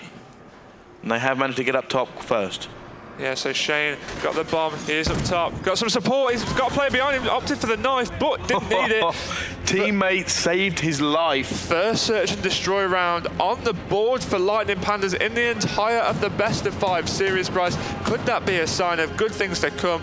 Even though Shane took his time getting in there, despite what we thought it was going to be an early rush, he ran back for the bomb. I'm still not entirely sure how he won that battle. The other guy saw him first, fired first, and he still won. But let's jump on board with the Wizards now. I haven't made a kill yet, and it's going to be Flex the man we jump on board with. Yeah, we're going to opt for that grenade in the top window. Perhaps a little bit premature on that, but there we go. It is. Let's see what he can do. There's been some gunfights engaged up top. There is going to be a player behind Flex there. He's opted just to run away, making sure that he didn't come in combat with anybody. As soon as he turns right, there's a player on his... Oh, there's a player directly ahead and on his right as well, so just being very, very cautious. I don't think he knows what he wants to do, really. The player coming through to contest him, he's been taken down there. George manages to pick up that kill, cleans up the mess, but no, Ramba there, ready and waiting to take him down. 2-0 Lightning Pandas, Brycey. This is not what we expected. No, it really isn't, and you got to sit there and go, well, Lightning Pandas have just come out the gate a lot more this time round, and maybe they're a little bit more experienced on this map in regards to search and destroy. Yeah, exactly that. Currently 2-0 in the lead now. Just 4 rounds away from advancing through this single elimination process. Of course, the winner of today's process does take themselves 15,000 euros. They've already secured themselves a spot in LA for the Call of Duty Championships. That's going to cut Shane's rush time down by around 5 seconds. Going to go head on head with the player there. He's on the floor. He's got the Bulldog once again. He gets the better of him this time round. Running the Bulldog as well. They're just trying to get up top. Look at this. The Wizards actually just being really, really sneaky, lying down in a few places, trying to get those easy kills, get a numerical advantage. Yeah, that's exactly what they've managed to do so far. Random wants to be pushing out with that Bulldog, but he's a little bit scared because he knows if there's anybody at some distance, but oh. That's it. Necrom now in a 1 versus 4. This is going to be such a huge stretch for him, but he takes down 1. Problem is he's in a close environment and there are Bulldogs in play at the moment. Oh, decides to bug out, managed to get away, but look at the pinch coming in on him. He is surrounded here, Bryce. If he was going to do that, that would have been absolutely incredible. Judge getting a jump shot with the MTAR in the end there. Necrom getting shut down. Wizards do manage to get a point on the board. It's going to be 2-1 now. It certainly is, and there we go. They do manage to take them down. Necrom running for his life. As you can see, a triangle of players homing in on him. Wasn't able to do anything with it, but they still have the lead, the Lightning Pandas. Yep, so back on board with the Wizards for the attack inside. They've just won their defence. On board with George, who's got the bomb, and he's got MTAR in hand. Now, let's see what they can do. The unconventional push towards A. It's hard to pull off, but if you can get in there and get the picks, it does work. They're being a little bit cautious to come through this door. I think obviously they know there's a player about to come through. Being very, very cautious, so they're able to get the bomb down straight away. It looks like they may be, you know, Bryce. Oh, he's been naded off it. He has the other thing going down. Necrom was on Overwatch there, and now it's up to Flex and Kiddock. They don't have the bomb. It's in enemy territory. Flex has to try and make a few picks here before he can even consider going anywhere near the bomb. Yeah, which he is able to do so. No, he's not. That player's just been able to get himself into some cover. Knee slide away. There's somebody up top as well. That's going to be Necrom with the 2-piece, taking down Kiddock and Flex. Well, the Lightning Pandas so much stronger on Sovereign than they were on Octane. Look at that positioning from Necrom there. You can see the entire of the map from up there. That's exactly what he likes to do. If you get him in that kind of position, you've just got to be so wary of him locking down the long sight lines. But let's jump on board with Necrom this time round and see what he's going to do. Okay, so Necrom this time. Let's see what he does on the attacking side. Now, we've seen time and time again many different players push towards this left-hand side and then sit. That's exactly what he's going to do here, making sure nobody can push through this bottom floor building. He's Necrom he's actually down low. I was expecting him to go up top at some point to try to get a little bit higher vantage points, but his teammates are actually pushing A. It's very, very tight. I said they're kind of all over the place at the moment. This is what we were talking about earlier with the Lightning Pandas. Their strategies are a little bit, well, not altogether there. Yeah, it looks as if they've sort of dispersed somewhat. There's 2 over on this side, there's 2 on the other as well. Ramba's going to push forward. We know there's somebody directly behind that play. Ramba wins it. Big play from him, Ramba and all Shane. of a sudden it's 1 versus 4. T-Mac And then the bomb is going down the other side of the map as well. It looks as if this round's going to go to the Lightning Panthers as well, Brycey. That's going to make it 4-1. Just 2 rounds away from winning this matchup. Yeah, you can't see them losing that one, and they don't. T-Mac is actually dropping a donut 0-4 as the Lightning Panthers just look phenomenal. Yeah, this is a different search and destroy Lightning Panthers team. I mean, despite what we said, the fact that they're still a little bit all over the place with their setup, their shots are on point now. I feel like this map is a little bit tighter, which is probably what's working better for them. Like Octane's got quite spread out they were last time, you know, those long-range gun battles and the way that they're not really near each other when they do it. They're trading really well. And acting, like I said, the numerical advantage just automatically dropped 3 players and just had it. Exactly right, on board with T-Mac right now, switching up things to Georgia. T-Mac's still on that donut as well though, so interesting to see if he's able to get off of that.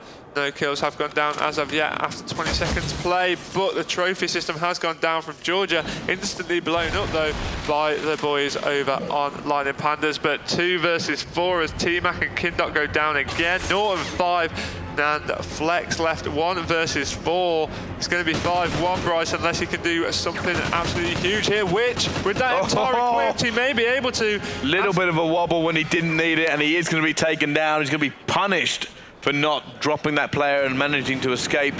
Ramba had all the time in the world to come up behind him. Yeah, it was easy pickings for Ramba there in that bomb building. It's going to be 5-1 Lightning Panthers, just 1 round away from advancing through in this tournament. They certainly are, and they must be able to feel this now. We were doubting them on the search and destroy, and they have completely proved us wrong, as now they're on the attack, and I'm going to jump on board with Ramba. He's 6-1. And let's see how they're going to push. Now, they're actually going for it again. It looks like they're just everywhere. Yeah, they're all over the place once again. Perhaps that tactic's actually playing in their hands there, because just trying to make it basically 1v1s all over the map. I think is what they're trying to do. Just win your 1v1s with your gun skill that you obviously feel is better than the enemy team. So they've lost the first pick. Yeah, to push forward. I think the winner of this matchup actually goes on to facing up against TCM. If we have a look at the bracket after the game, that will, of course, decide for definite. A little bit of a trade kill there, but it's going to be Ramba left 1 versus 3 to finish this off, to close it out. It's going to have to be big from him. It is Ramba now just going to have to do something here. If he wants to win this match, he has to put off a 1 versus 3. Or he's going to see someone they're going to get shut down. It's 5-2 the Lightning Panthers. They still have the cushion. It will mean the Wizards need to win 5 straight rounds on the bounce to actually pull this off. Do you think it's possible, Bryce? No. If I'm honest, I don't think with the way the Lightning Panthers are playing, the Wizards can possibly win all 5. Yeah, I'm sure that they could get close. It may even go to 6-4, but let's see how the Wizards can attack now, because all the Lightning Panthers have got to do is get the first blood on the defense, and then that puts them in a really good position. So this all comes down to the first blood, I think. It does. Let's see what they can do now. It's going to be standard push from these guys. Nothing too fancy. They know they can't really afford to just drop around by trying something different. They just stick to their strategies and try and win it through. Flex just looking for a player. The Lightning Panthers actually being really standoffish here. Yeah, just making sure that's completely different from what we've seen from Lightning Panthers, I think, though, Bryce. I mean, that might take them by surprise somewhat. They're just 1 round away from the victory, and they've completely switched it up by sitting back, and that might catch Wizards off guard. But who is round the back? That's going to be Shane. Of course it is. He manages to get the better of Flex, so first blood goes to the defending team. It is now on board with George. Let's see if he can keep pushing forward. And there's the man who's left and almost got him. But now it's T-Mac in a 1 versus 4 as he drops. And the Lightning Panthers will win the map and progress through the tournament.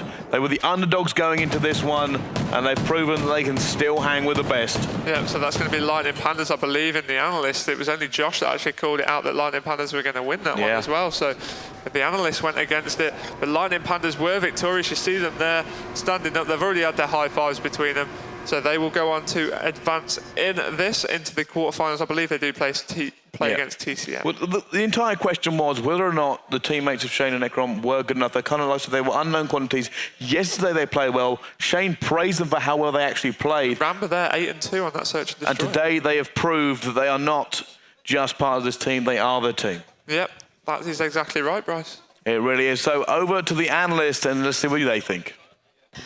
So we're now joined by Morris. How are you doing? I'm absolutely fine, thank you very much. Yeah, so what did you make of all of that? Well, we're bored of hearing what you've got to say, man. Be quiet. No, I'm just kidding. Well, I was actually really surprised as to how Wizards played in the end. Yeah, it was a really tight series, 3-2 for Lightning Pandas, but I predicted a 3-0 for Lightning Pandas, but yeah, as I said, really surprised. Did you call it? No, what did you call it? I was on opposite. Me and Zach actually predicted that Wizards would win. Josh got it right. He went Lightning Pandas, so... Wow. I mean, do you he's not think, ahead. because obviously, like, speaking to Shane, he's sort of coming with this kind of like, hey, you know, sort of attitude. Yeah. And do you think, I mean, we keep sort of coming back again and again to the idea of sort of like pressure, but if you sort of come in and you're like, let's just give it a go, no pressure, and then suddenly it just pays off. The thing with Shane is he is kind of a bit like that, but when he's actually sitting in front of a screen, it's all business. It's more of a kind of throw you off thing more than anything Oh, I else. see. Is he trying to throw me off? But I don't know. It's all mind games. threats It's all mind games. with everyone. Okay, well, okay, let's talk through it. So we started with Domination on Freight. Any sort of thoughts and standout moments from that? Yeah, I mean, Lightning Pandas showed their skill and their talent on the first side. They went up 45 points on the first side, so really dominating that. And then in the second side, they stepped back. They came back a bit, and yeah, Wizards stepped the game up, and Lightning Pandas came through with the win at the end of it. But yeah, it was a bit shaky. So Yeah, I mean, I think a lot of the first map was just down to pure experience. Necrom and Shane both played really well, and that probably lifted their team. Obviously, the two maps after that they lost, but I think giving them that initial map and boost probably done a lot for them. Okay, and then we went on to S&D on Octane. correct. Well, not much to say about that, really. I mean, 6-0 for Wizards. Lightning Pandas just didn't know how to get into the game. They just lost their gunfights. They didn't know how to set up properly. Wizards had them just under lock, so there was no chance. I mean, were you sort of thinking at that point that maybe like the first kind of like round was maybe a bit of a fluke? Yeah. Yeah. That's definitely what I thought. I thought when it came to the S&D, I thought communication, and obviously with them all speaking the same language, that would play a big role. So when they got 6-0, I wasn't that surprised, especially because some of the Lightning Pandas were running about with shotguns on a map that I don't really think it's that appropriate to use. So when they got 6-0, I wasn't surprised at all. Okay, and then we move on to Blitz on Freight. What were some of your moments from that? First half was quite a tight game. I think they went up 5-5, and then in the second half, Wizards again showed stepped it up and came out with the win of that map. Not much really I can say about that. It's just, yeah, Wizards came out. Yeah, I mean, I think I had T-Mac and Jorge, I think it is. The two of them played really well throughout, controlled the map, they set up really well. I've got the kind of set up around the middle of the map, and as I said, holding a high line again, which makes Blitz really easy to play. So. Okay, and then we move on to Domination on Octane. Yeah, and again, it was a close game. Lightning Pandas won the first half with 1 point. Then I think Shane probably made an announcement to the boys saying, you know, if you don't step up your game, we're not gonna go far today. So yeah, I reckon they got their motivation back and then came out. I mean, again in Octane, for all of today and yesterday, it tends to be if your AR player does well, you win the map. And again, the same thing happened. Necrom went 17-8. They won the map. If your AR player can get to the key positions, he can hold everything else down for you. He can lock B down. He can control the spawns well, and that's what he done. And then we move on to SD on Sovereign. So, did you have any thoughts from that? Yeah, I mean, the two players on Lightning Pandas, Ramba and Random, not well known really not as well known as Necrom and Shane. I think they've been underestimated quite a bit in this tournament, and they've as you saw on the last map as well, Ramba going 9-2. So they're all pulling their weight in this team. So I was really pleased to see both of them kind of stepping up. I think that the fact that they're lesser known is probably helping them more than anything else, because people are underestimating them. And Ramba, for example, went 9-2. He was a kind of showstopper on the last map, and that could have been because people aren't expecting him to do it. They may be expecting Shane to do the rushes and him to clean up the kills when it's actually Ramba that's doing it. Sovereign's kind of notorious for being a shotgun heavy map now within the kind of control setting in B, and obviously Shane and that are really good with him. He picked up a really good kill in the first round, and that kind of set the pace for the rest of the game. See, one of those things, I suppose, the more well-known you get sort of within kind of professional, COD esports, the more people are kind of watching everything you do and they start to learn everything you do. So actually, it's that sort of weird thing of playing poker against someone who's never played poker before. You can't really beat them because you have no idea what they're going to do next. Yeah, I mean, that's quite like kind of Swanee, for example. If we take Swanee and you said to anybody out there, how does Swanee play? They'd go, he finds somewhere on the map, he sits behind it and he doesn't move, but he'll win you the map doing it. I mean, everyone knows what he does, but he's the best at what he does, so you can't stop it. Hiding. Yeah. Well, I could do that. I could sit in a corner. I could probably just about manage it. I mean, how much further do you think these guys are going to go? What do you reckon? I'm not sure what is going to be. It's going to be TCM next. Okay, that is going to be a tough match. I'm going to have to go with TCM on that one, but you never know. Like I think I don't know if they prove their professionality and I kind of show that they're versatile and they can try new things, then I don't know, maybe Lightning Pandas can pull it through, I don't know. I mean, just looking across the kind of 4 quarterfinals that we've got left, I think it's a case of there's a clear favourite in every game, but the other team, they could do it. So none of them are kind of cut and dry. I mean, TCM are obviously going to be favourites, but Shane and Necrom, if they had good games, they can shut the team down, so they could go through. Same way SK and Tech. If Tech don't have if they have a shaky start like they did in their last game, SK could capitalise. They've not really played here yet, so no one's really sure how good they're going to be. And again, with Allstars and Vitality Rises, which is the next game, that's going to be another one where no one really knows. So, I mean, what would you call for the next game, do you think, between Allstars and Vitality Rises?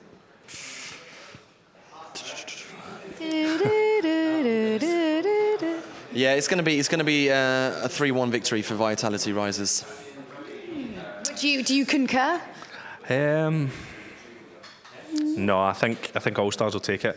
Yeah. I think they're the underdogs for it, but I don't know. They've got a lot of good momentum. They've been playing really well today.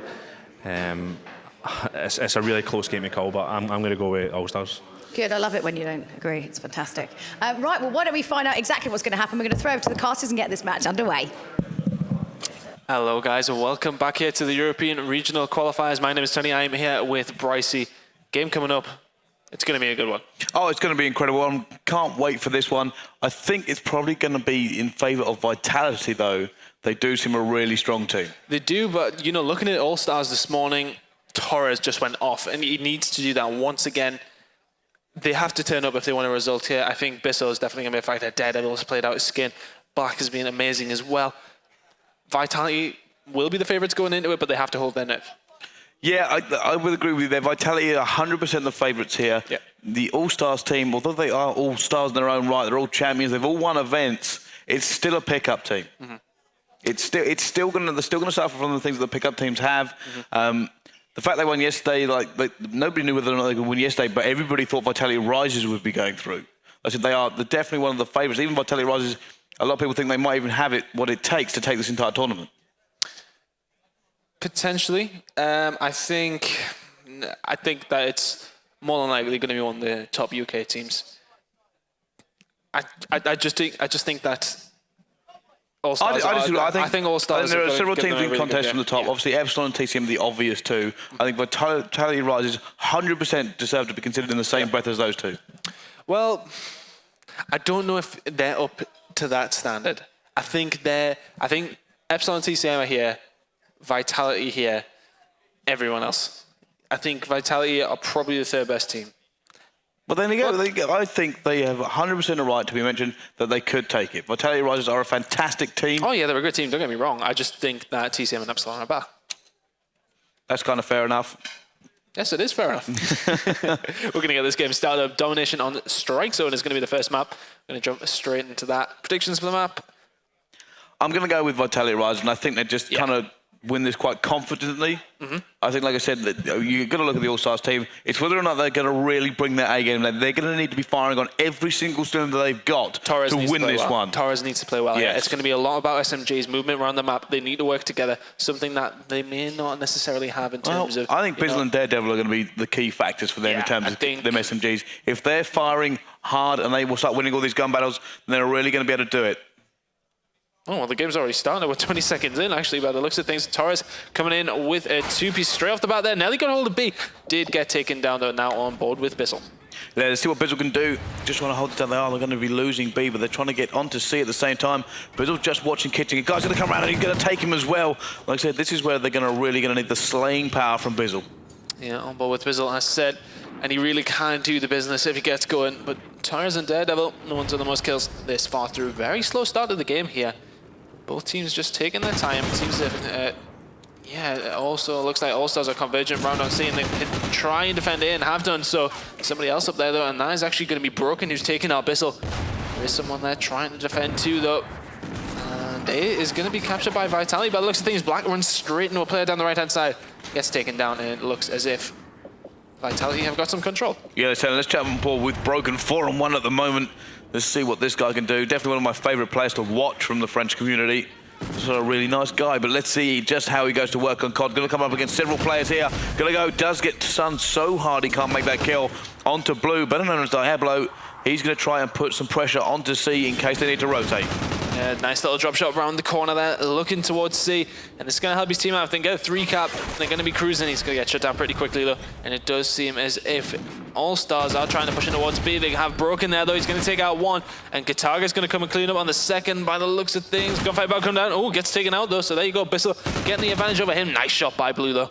It was. Now they're continuing to push forward. Blue forward. It's going to be in a little trouble. Does manage to make that kill, though. He's continuing to go forward. He's 7-2 at the moment. And now he's going to try and put some pressure on C. The All-Stars are failing in the front of the power that Vitality are bringing to this. Yeah, at the moment, Carnage needs to step his game up a little bit, but so does Black. Both teams playing quite well. It's not really that much of a difference in points. Currently 10, but it definitely seems that Vitality are the better team so far. But on board with Daredevil, what can they do to try and bring this back at the moment? Grenade does go off, does get taken down, though. Broken, wiping him out. And there's a reminder, guys, join the conversation. Hashtag eFinals, hashtag CODChamps. Any discussions around this match? So now Gataga, as we jump on board with him, does in fact go down as I jump on board with Broken again.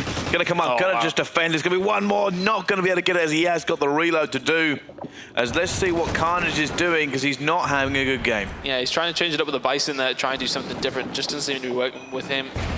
Gonna stay on board with him, see what he can do. He's currently defending B, and his team have a hold of A by the looks of things. And they have getting hold of it. They're really containing All-Stars inside of C. And All-Stars can't really break out. They can't really do much. They can't. And I said All-Stars, they're playing well. They're just not playing well enough to beat Vitality at the moment. Looks like we're going to have a couple of people pushing in towards B. And there you go. Carnage does go down. And it looks as if All-Stars are going to get a hold of B. But they need somebody to drop back towards C because that's where Blue is going. Yeah, it is. I said the rotation on this map just happens all the time. They just constantly run around the map. If you start the game to a point, you know the enemy is going to be heading it for one of the other ones to try and cap it as well. Oh, Bissell, very aware of the threat there. Blue did get taken down. Bissell taken down by Carnage, though. Carnage once again taken down by Daredevil, and the control is in the hands of All-Stars at this moment in time. Cardiga trying to do some work here. Let's see if he can light up with that MTAR. Nothing going to happen, though. Shut down by Daredevil. Lots of kills going down here. That's nice by Blue, too. Now let's try and get some momentum. They're looking to push towards C. So now Carnage is going to go down as well. Gataga trying to put it on. Just trying to put some shots down. So they are fighting both teams, really. And it does seem like All-Stars now going to take the lead as it ticks over again. Both these teams, like I said, they are very, very close at the moment on this domination. And it's going to come down to a few individual big plays. Yeah, somebody needs to go clutch for one of the teams to really sort of take a lead. But All-Stars looking pretty good at the moment. Torres with an important kill there. He has somebody else to come up against any second. No, he's going to get taken down from behind, though. And it does seem as if All-Stars are going to have to retreat back. They haven't got to overextend, though. And then there's, oh my God, Black's just coming with an insane two-piece. He's cleaned up there. Didn't need any help whatsoever. Going to get a hold of C once again. All-Stars in the driving seat, albeit only 4 points ahead. I was going to say, Black didn't seem like he was having a good game before that. I don't think this map plays to his strengths. He's always been known as quite a passive player. He even admits it himself. And this is all about getting around, doing the rotation, running and gunning and trying to get those points in. And Bizzle with the great shank there as all of Vitality go down. And this could even be the time for them to get the triple cap on for the last 3 seconds. Don't think it's going to get any points from that one. No, in the end, it was just stopping Vitality again. A 10-point difference going in the second half. It's not a lot at all. Something I've repeated a lot this weekend. You cannot rest on your laurels with a lead or domination.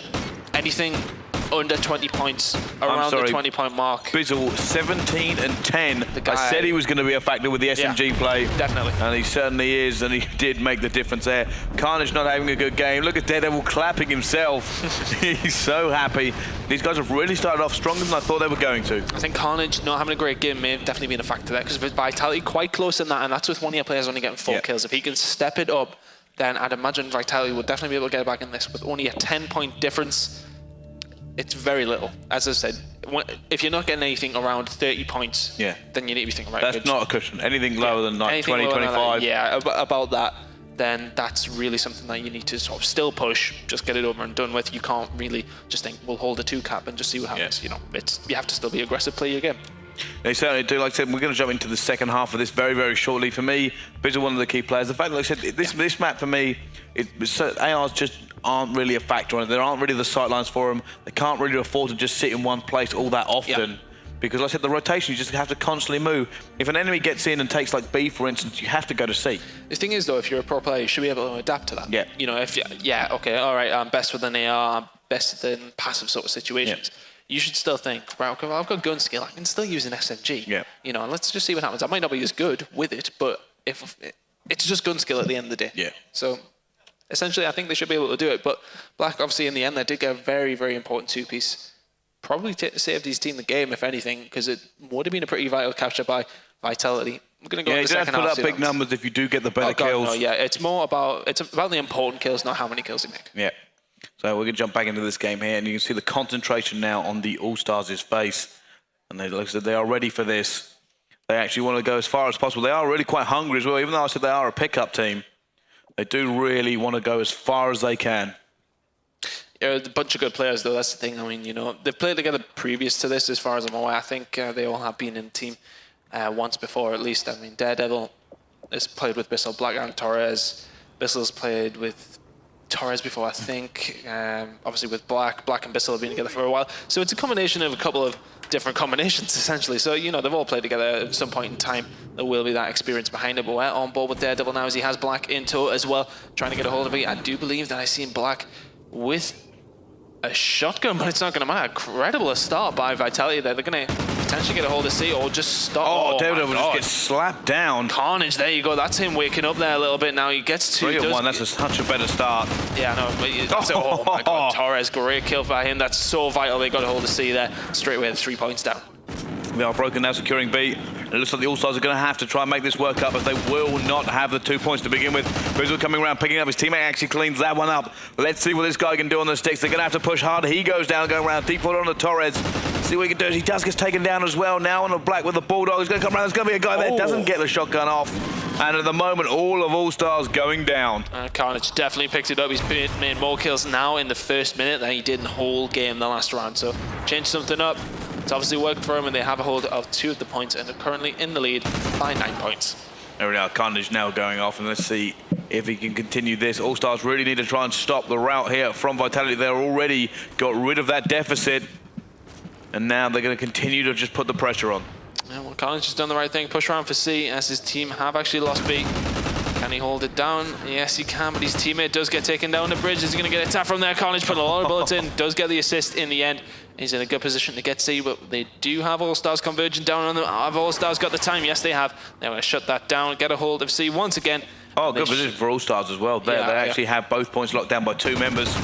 It's going to be broken to try and get it. He needs to make this kill as well. He's got a teammate backing him up. They're going to put numbers into C point. And they're just trying to lock it down, and they have, and now you can actually see the rotate from All-Stars come in. It's difficult sometimes to get this one, especially if they've got a member waiting like they have, but never mind, Black shuts him down straight away as All-Stars get the rotate on, and they should secure this fairly quickly. Yeah, they've held that down really well on the middle of the map, but now it does seem as if they're going to need help at B, though.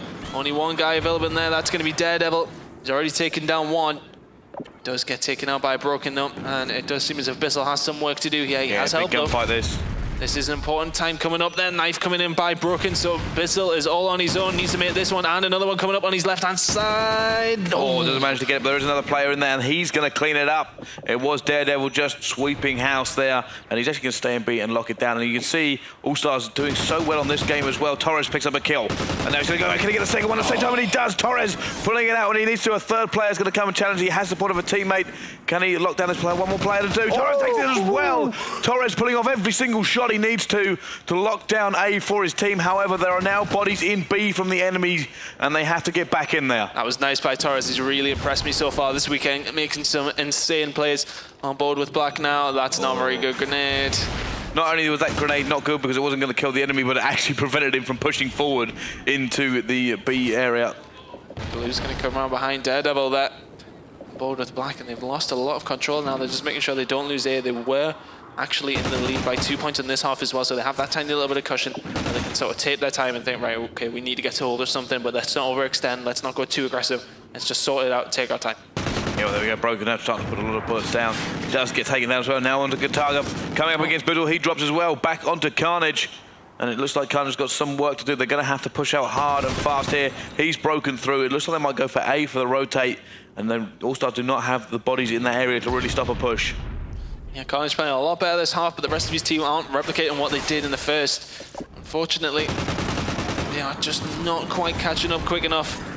Although with Guitarga now does have a hold of A, and they have a hold of B though. There's a big gunfight just went on side B, which Vitality have won. There you go, Carnage taking out Black, so they have a hold of 2 of the points. Broken doing work inside there as well. He needs some help from his teammates though. Bissell is inside the point. Oh, Bissell, let's jump on board with him. Where is he? Just managed to hold that down, managed to get 2 kills inside B, and he's going to lock it down for his team. He actually just broke it by himself. I think that should... it's going to be close coming towards the end, because now they've lost C. They have to be careful not to lose B as well. He's overextended just a little bit. Target's going to push in there. A nice little spawn from Daredevil, though. They are currently losing C. And Should have done this. I think they should have done this. Vitality are going to take it if they hold it. That'll be so close. It's going to go right down to the wire. Black, can he get the neutralize if he can? But they're going to take it as well. They need to get on. Who's that other player? It's going to be Daredevil who's going to try to get onto B. He needs to make that kill around the corner. Has made it against Carnage. If they can just hold on and get this one, they should be able to lock it down. Oh, it's coming down. There's only 2 points in the lead at the moment. It's looking like they're going to get it. They are. It's going to be so close. He's got it. He has got it. And that is going to be the win for the All-Star team. It comes so close in the end, but they will take it, but not by much. Not by much at all. I mean, in the end, only 2 points separating the teams here. One with Carnage here, and you know. Oh, Daredevil is really, look at that. You can see the stress on his face. That was some serious gameplay there from the teams. Carnage really stepped up in the second half. 17 and 12. What a difference a half makes for that player. I mean, that's nearly quadruple what he got in the first game. So really mustn't have just had a good start there. But there you go. They do end up winning All-Stars. That's going to be 1-0 to them. A good play. You know, I think the first half really went off well. They held it when they needed to, made the clutch kills during the game. And the second half, walk away with it. Going to the second map, they're going to be full of confidence. Yeah, they certainly will, and we're going to see how the S&D game holds up. I'm looking forward to watching Guitarga with the sniper rifle and S&D. Always pulls it out. But back with map number 2 after this break. Don't go anywhere.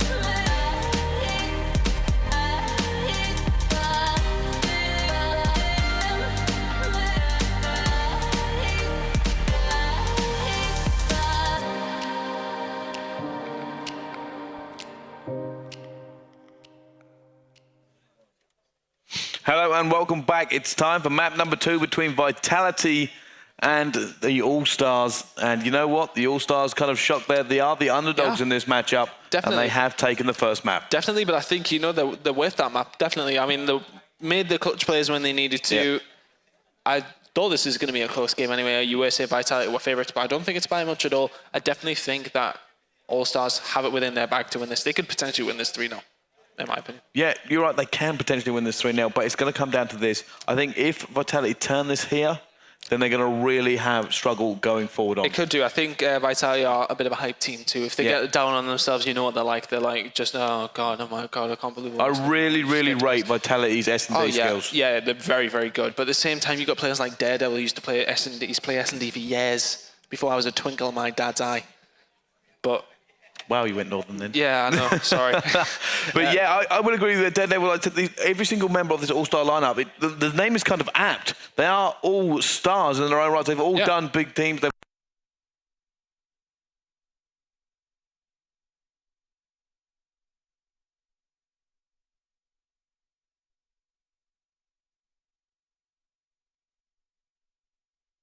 going to win this map in this game. I'm trying to work out who they would probably be playing next. I think it is Epsilon. Yeah, I think they will play Epsilon, the winner of this one. But now onto this game. Defaulting onto Black on the attack first of all. As we see these two teams actually go for the setup here. Let's see how they're going to break this one down. And now Black trying to just put some bullets. Going to get taken down. First pick, Daredevil gets taken. Yeah, Blue taking out Daredevil. Shot's going to go down towards the warehouse area. Not getting any kills there, though. On board with Black at the moment. Just trying to have a look around. And as we can see, it is 3 versus 4 in favor of Vitality. Also, Oracle mode enabled, so we can see exactly where the players are. Somebody coming up on his left-hand side. He has to be very careful going over towards this train. Bissell is looking for a pick. He's going to get it as well, so that's going to be 3 on 3 now. 2 versus 2. Changed very, very quickly. Shot's going to go down. Torres trying to stay alive. Has managed to do so. Black went in there, cleaned up, taken out Broken. Last guy alive is going to be Carnage. Gunfight going to come up. Not going to happen. He did not jump out. Or is he going to wait? I think he's going to wait until he can 100% make this kill. That is what he's waiting for. And there we go. Cleans it up a little bit better. Second player right to there. Can he make it? Oh my goodness, so close. Very, very close here. Torres eventually getting the better of him here. Not having the sight is not paid. Oh no, it's a great shot by Torres at the same time through the train. Does manage to take him down. Torres just seems to have like an auto-aim snap whenever you see that guy shoot. And they will win that first one. There you go, map number 1 and round number 1 goes to Allstars. See what Vitality can do here. Very good S&D team, something we did speak about. Let's see what Blue, formerly known as Diablo, can do. Very, very quick rush here. He's going to beat him to the point there. Shot's going to go down inside White House. Not going to take anybody out, though. It does seem as if Allstars had some cover there, but there you go. Black does go down. Oh, great play. And that looks like going to put the bomb down off the back of that as well. Should be able to hold. Doing pretty well on this attack. Carnage does take out Torres. Bissell goes down to Blue as well. 3 kills in a row there for Blue. 4 kills on the board in total. So good work by them. Oh yeah, Blue just completely opened them up there. He spotted the player, called out. You actually saw 2 of the Vitality players go for that first pick. Come back, still managed to react fast enough to pick it up. And like I said, they got the plant off as well. And by that time, the All-Stars were just shattered. Yeah, it just... For anyone who tries to hold out, there is no sound within the venue, of course, if we can get that changed. But we are still going out here towards you guys on the stream, as far as I'm aware, anyway. Yeah, as far as I know. Yeah, we could be talking to nobody apart from ourselves at the moment. On board with Daredevil, a shot's going to go down towards the right-hand side. Does manage to survive. Plenty of bullets left in that MTAR. That has helped him his teammates. Let's see, Daredevil just going to try and hold it. Not going for the rush this time. Does get tagged up by a grenade, but not by much. And this is going to be the same sort of thing here. Both teams going to try and just find that pick. This map for me is the most vital map for picks. You really have to get the first one, and he's actually going to, there we go, put the grenade up. Can he manage to hold that one? He puts bullets down, but doesn't get any hit markers at all. And now, as you can actually see, you will see the Bissell is going to go for the point now. Still on board with Bissell. See what he can do here. Bomb does go down. 2 versus 4. Not the best sort of position to be in. Yeah, let's see what Bissell can do. He is just trying to come around the side there. And what can he do when he does it? He's just trying to put some bullets down. He sees one, there's going to be a second one to his left. He's not going to be able to take it. And that's going to be an easy defuse of Vitality. Diablo, better known as Blue now, he's 6-1. Played very, very well. Very good S&D player. Really showed his worth there. That's going to be 2-1 as mentioned. Vitality turning up now. Yeah, they really are. And it's kind of like just a turnaround. You thought with that first round there for the All-Stars, they would kind of hold it. But it does seem like Vitality are a little bit stronger here. And it's Diablo leading the charge. He's just got such a phenomenal score already that I'm going to have to stick on with him. Yeah, 420 points to his name. Slowing down the rush down the right-hand side there, but it does seem as if they're going to all stick together. Let's see what Blue can do. Is he going to try and push forward, or is this going to be the usual let's wait for a pick game? And like I said, all these players know every single angle. They check all the angles to try and get it in. They're going to know all the routes. They're going to make sure that nobody gets through, and it looks like they're going to be changing up here, Vitality. Well, they did manage to get a kill down below. That was Carnage taking out Torres. But with Blue now, 4 versus 3 in favour of Vitality. Currently 2-1 up on this map, but 1-0 down in maps. All-Stars did very well to win that first domination. Can they continue it on? Vitality looking the stronger in the S&D. Yeah, they're going to go for a bomb plant. They are just slowly pushing forward. Slowly. There we go. He's managed to get through their line.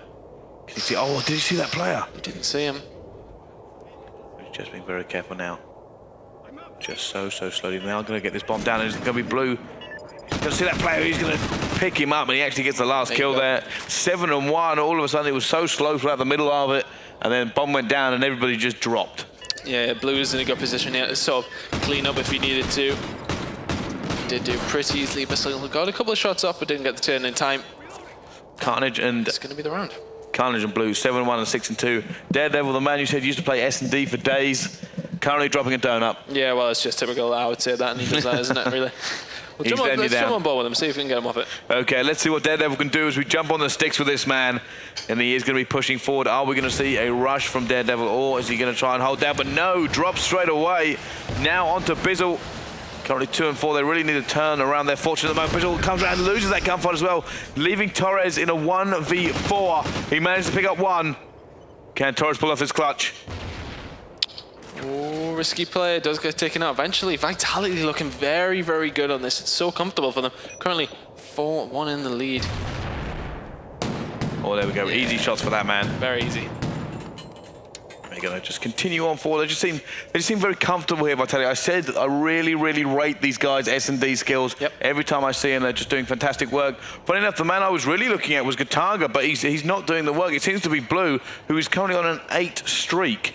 He's 8-1 at the moment. Carnage is quite close behind him, 7-2. But I've got to jump back on board with him. Yeah, let's see what he can do. He's going to rush straight through the middle, but somebody from Vitality may get caught out. There's somebody from All-Stars like, pretty much in the middle of the map there. And they just haven't looked in that direction. First kill does go to Daredevil. Bissell picks up one of his own as well. Third's going to be broken. Fourth's going to be broken too. Picking up the 2-piece. Torres cleans up in there. It's a straight broken. Down. Gets taken out eventually. And Torres and Black are going to get another one on the board for All-Stars. That's going to be 4-2. Yeah, you know what? 4-2 is a lot better than 5-1. It still keeps their hopes alive. Oh, yeah. But definitely. They just need to keep plugging away and keep going. They need at least 2 more before they can even let them get that 5th one realistically. Oh yeah, I know going 5-2 down, 5-1 down is just an unrealistic comeback. 4-2, you sort of think to yourself, well, you know, we've still got time here. But here we go, on board with Torres. Really need to win this attack now, on board with Torres, like you just said. Let's see what he can do. As I think he's probably just going to play this slow and try to wait for the pick here. That seems to be how All-Stars are playing. And he's going to go underground to actually, instead of it, they already lose first pick. Gataga has got his sniper out, and he makes his pick with it. And now they're going to have to wait for Torres to try and make the plays. On board with Torres there. Just trying to have a peek. He doesn't want to open the gate because they will definitely hear it. Or not. It doesn't seem as if any Vitality really took notice. One of them did flick round. It is Gataga that actually turned around to look. Just waiting for the pick, and you see the man there. And Torres decides to take the shot. He's now in a 1v3. It wasn't a 1v4. Just missed Gataga above him there. I don't know if it was just the fact that we had Oracle that we could see him, but I think he definitely came up on Torres' screen, just getting very unfortunate. I think it was the toe come up. But the problem here is the bomb is so far away from him. He's got to rotate around, got to check the corners at the same time, the sight lines. and not let it go. Torres, can he get this bomb and get it planted in time? It's to the time where you really haven't got time to check all the sites and everything like that. Is he going to check it? He's just about seeing his gun there. Didn't really notice. Blue does take him on. That's going to be 5-2 to Vitality now. Blue having a fantastic game. It was, look at that. He was just patient, so patient waiting for this, and the guy runs straight in front of him. Torres didn't stand a chance. And I said the problem was that he couldn't really play his own game. He had to rotate the entire way around the map to go get the bomb that his teammate dropped. And now Vitality in the commanding position, 5-2 against the All-Stars. As we do jump on board with them, I'm going to go on board with Gataga because he's got to have his sniper out. Yeah, they were saying that All-Stars definitely need to work on their S&D game. I was speaking to Daredevil when I was getting my burger before. And yeah, he said that's something they're really not very strong on. But, you know, S&D is 2 maps out of 5. So technically they could still go on to win this, considering if they do lose the 2 S&Ds, but currently they are 3 versus 4 and 5-2 down in the second map. They are now. Let's see what they can do. Carnage. Just going to try and push forward. If you make this kill there, oh no, he gets shut down. Now on board with Broken, so we can do on the sticks. They currently have the numerical advantage. Vitality have the bodies to make this work. They can get the plant down as well. It will swing wildly in their favor. He has support Broken as the bomb goes down, and now it's an uphill battle for the All-Stars. Yeah, let's see what Broken can do. He's picked himself a nice position though. He stayed in the right place. Blue has taken down. Blast shot's going to go down. That's going to be the last kill. That's going to be 6-2, and the second map has went to Vitality. It certainly has, and now it's going to be 1-1 between these 2 big teams. And you know what? I thought it might go a little bit Vitality's way in this Search and Destroy. They really do have the skills on that game type. Daredevil actually going 1-8 and already doing great for his team. Gataga actually only went 2-2, but I said he only died twice. He wasn't giving away kills, wasn't just being picked off round after round. Stayed alive, his team had a numerical advantage, and it worked. Yeah, Blue being the man there for Vitality, but we're going to go to a very, very quick commercial break. Do not go anywhere. We've got map number 3 coming right up.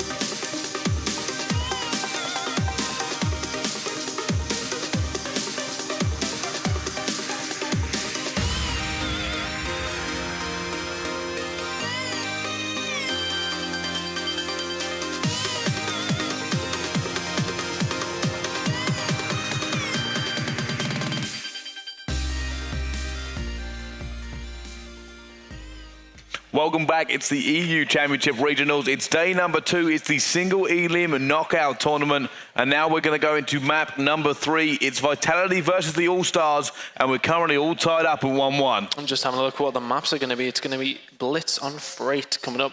And for the final 2 maps, if we, well, obviously we're going to need the 4th one, Domination on Octane.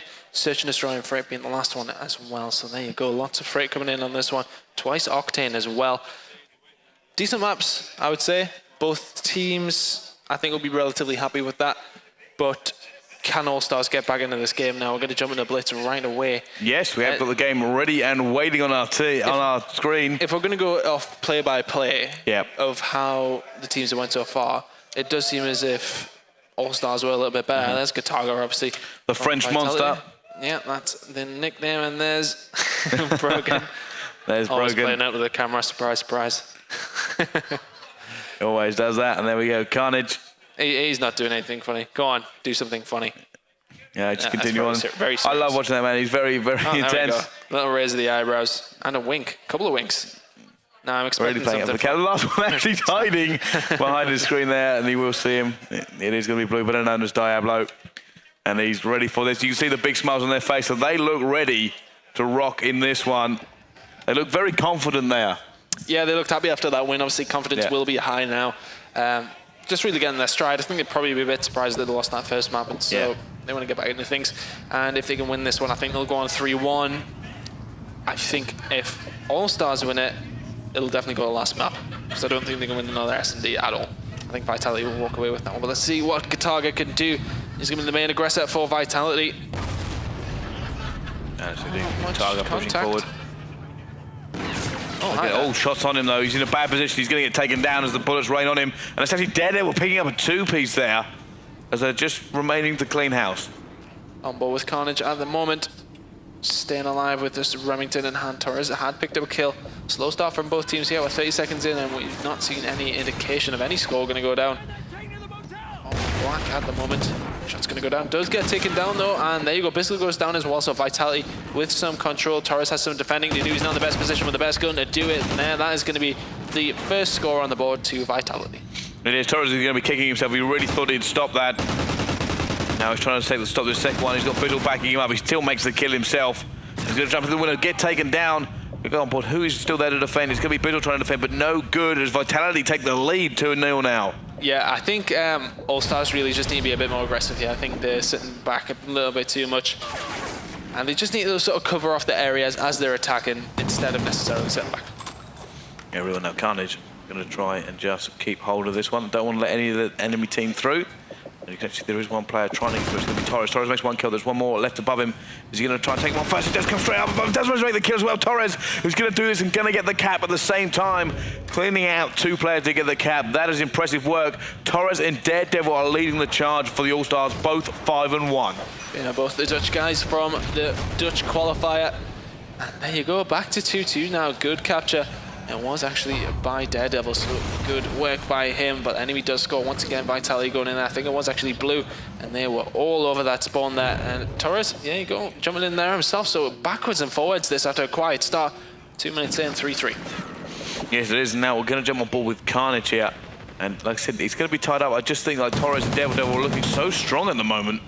Carnage is just going to sit back and try to just hold this blue bin, make sure nobody keeps slipping through. Yeah, he's in a good position, but he has to watch the rest of the map as well. His team are pretty aggressive on towards All-Stars goal at the moment. If All-Stars can hold it down, then they will be able to push out and get some more control. Who's that up there for Vitality? Let's have a look. I think he's just stepped away. Oh, that game that has gone in. It does mean All-Stars will take the lead. Look at the pressure going on there. Blue's going to slip straight in.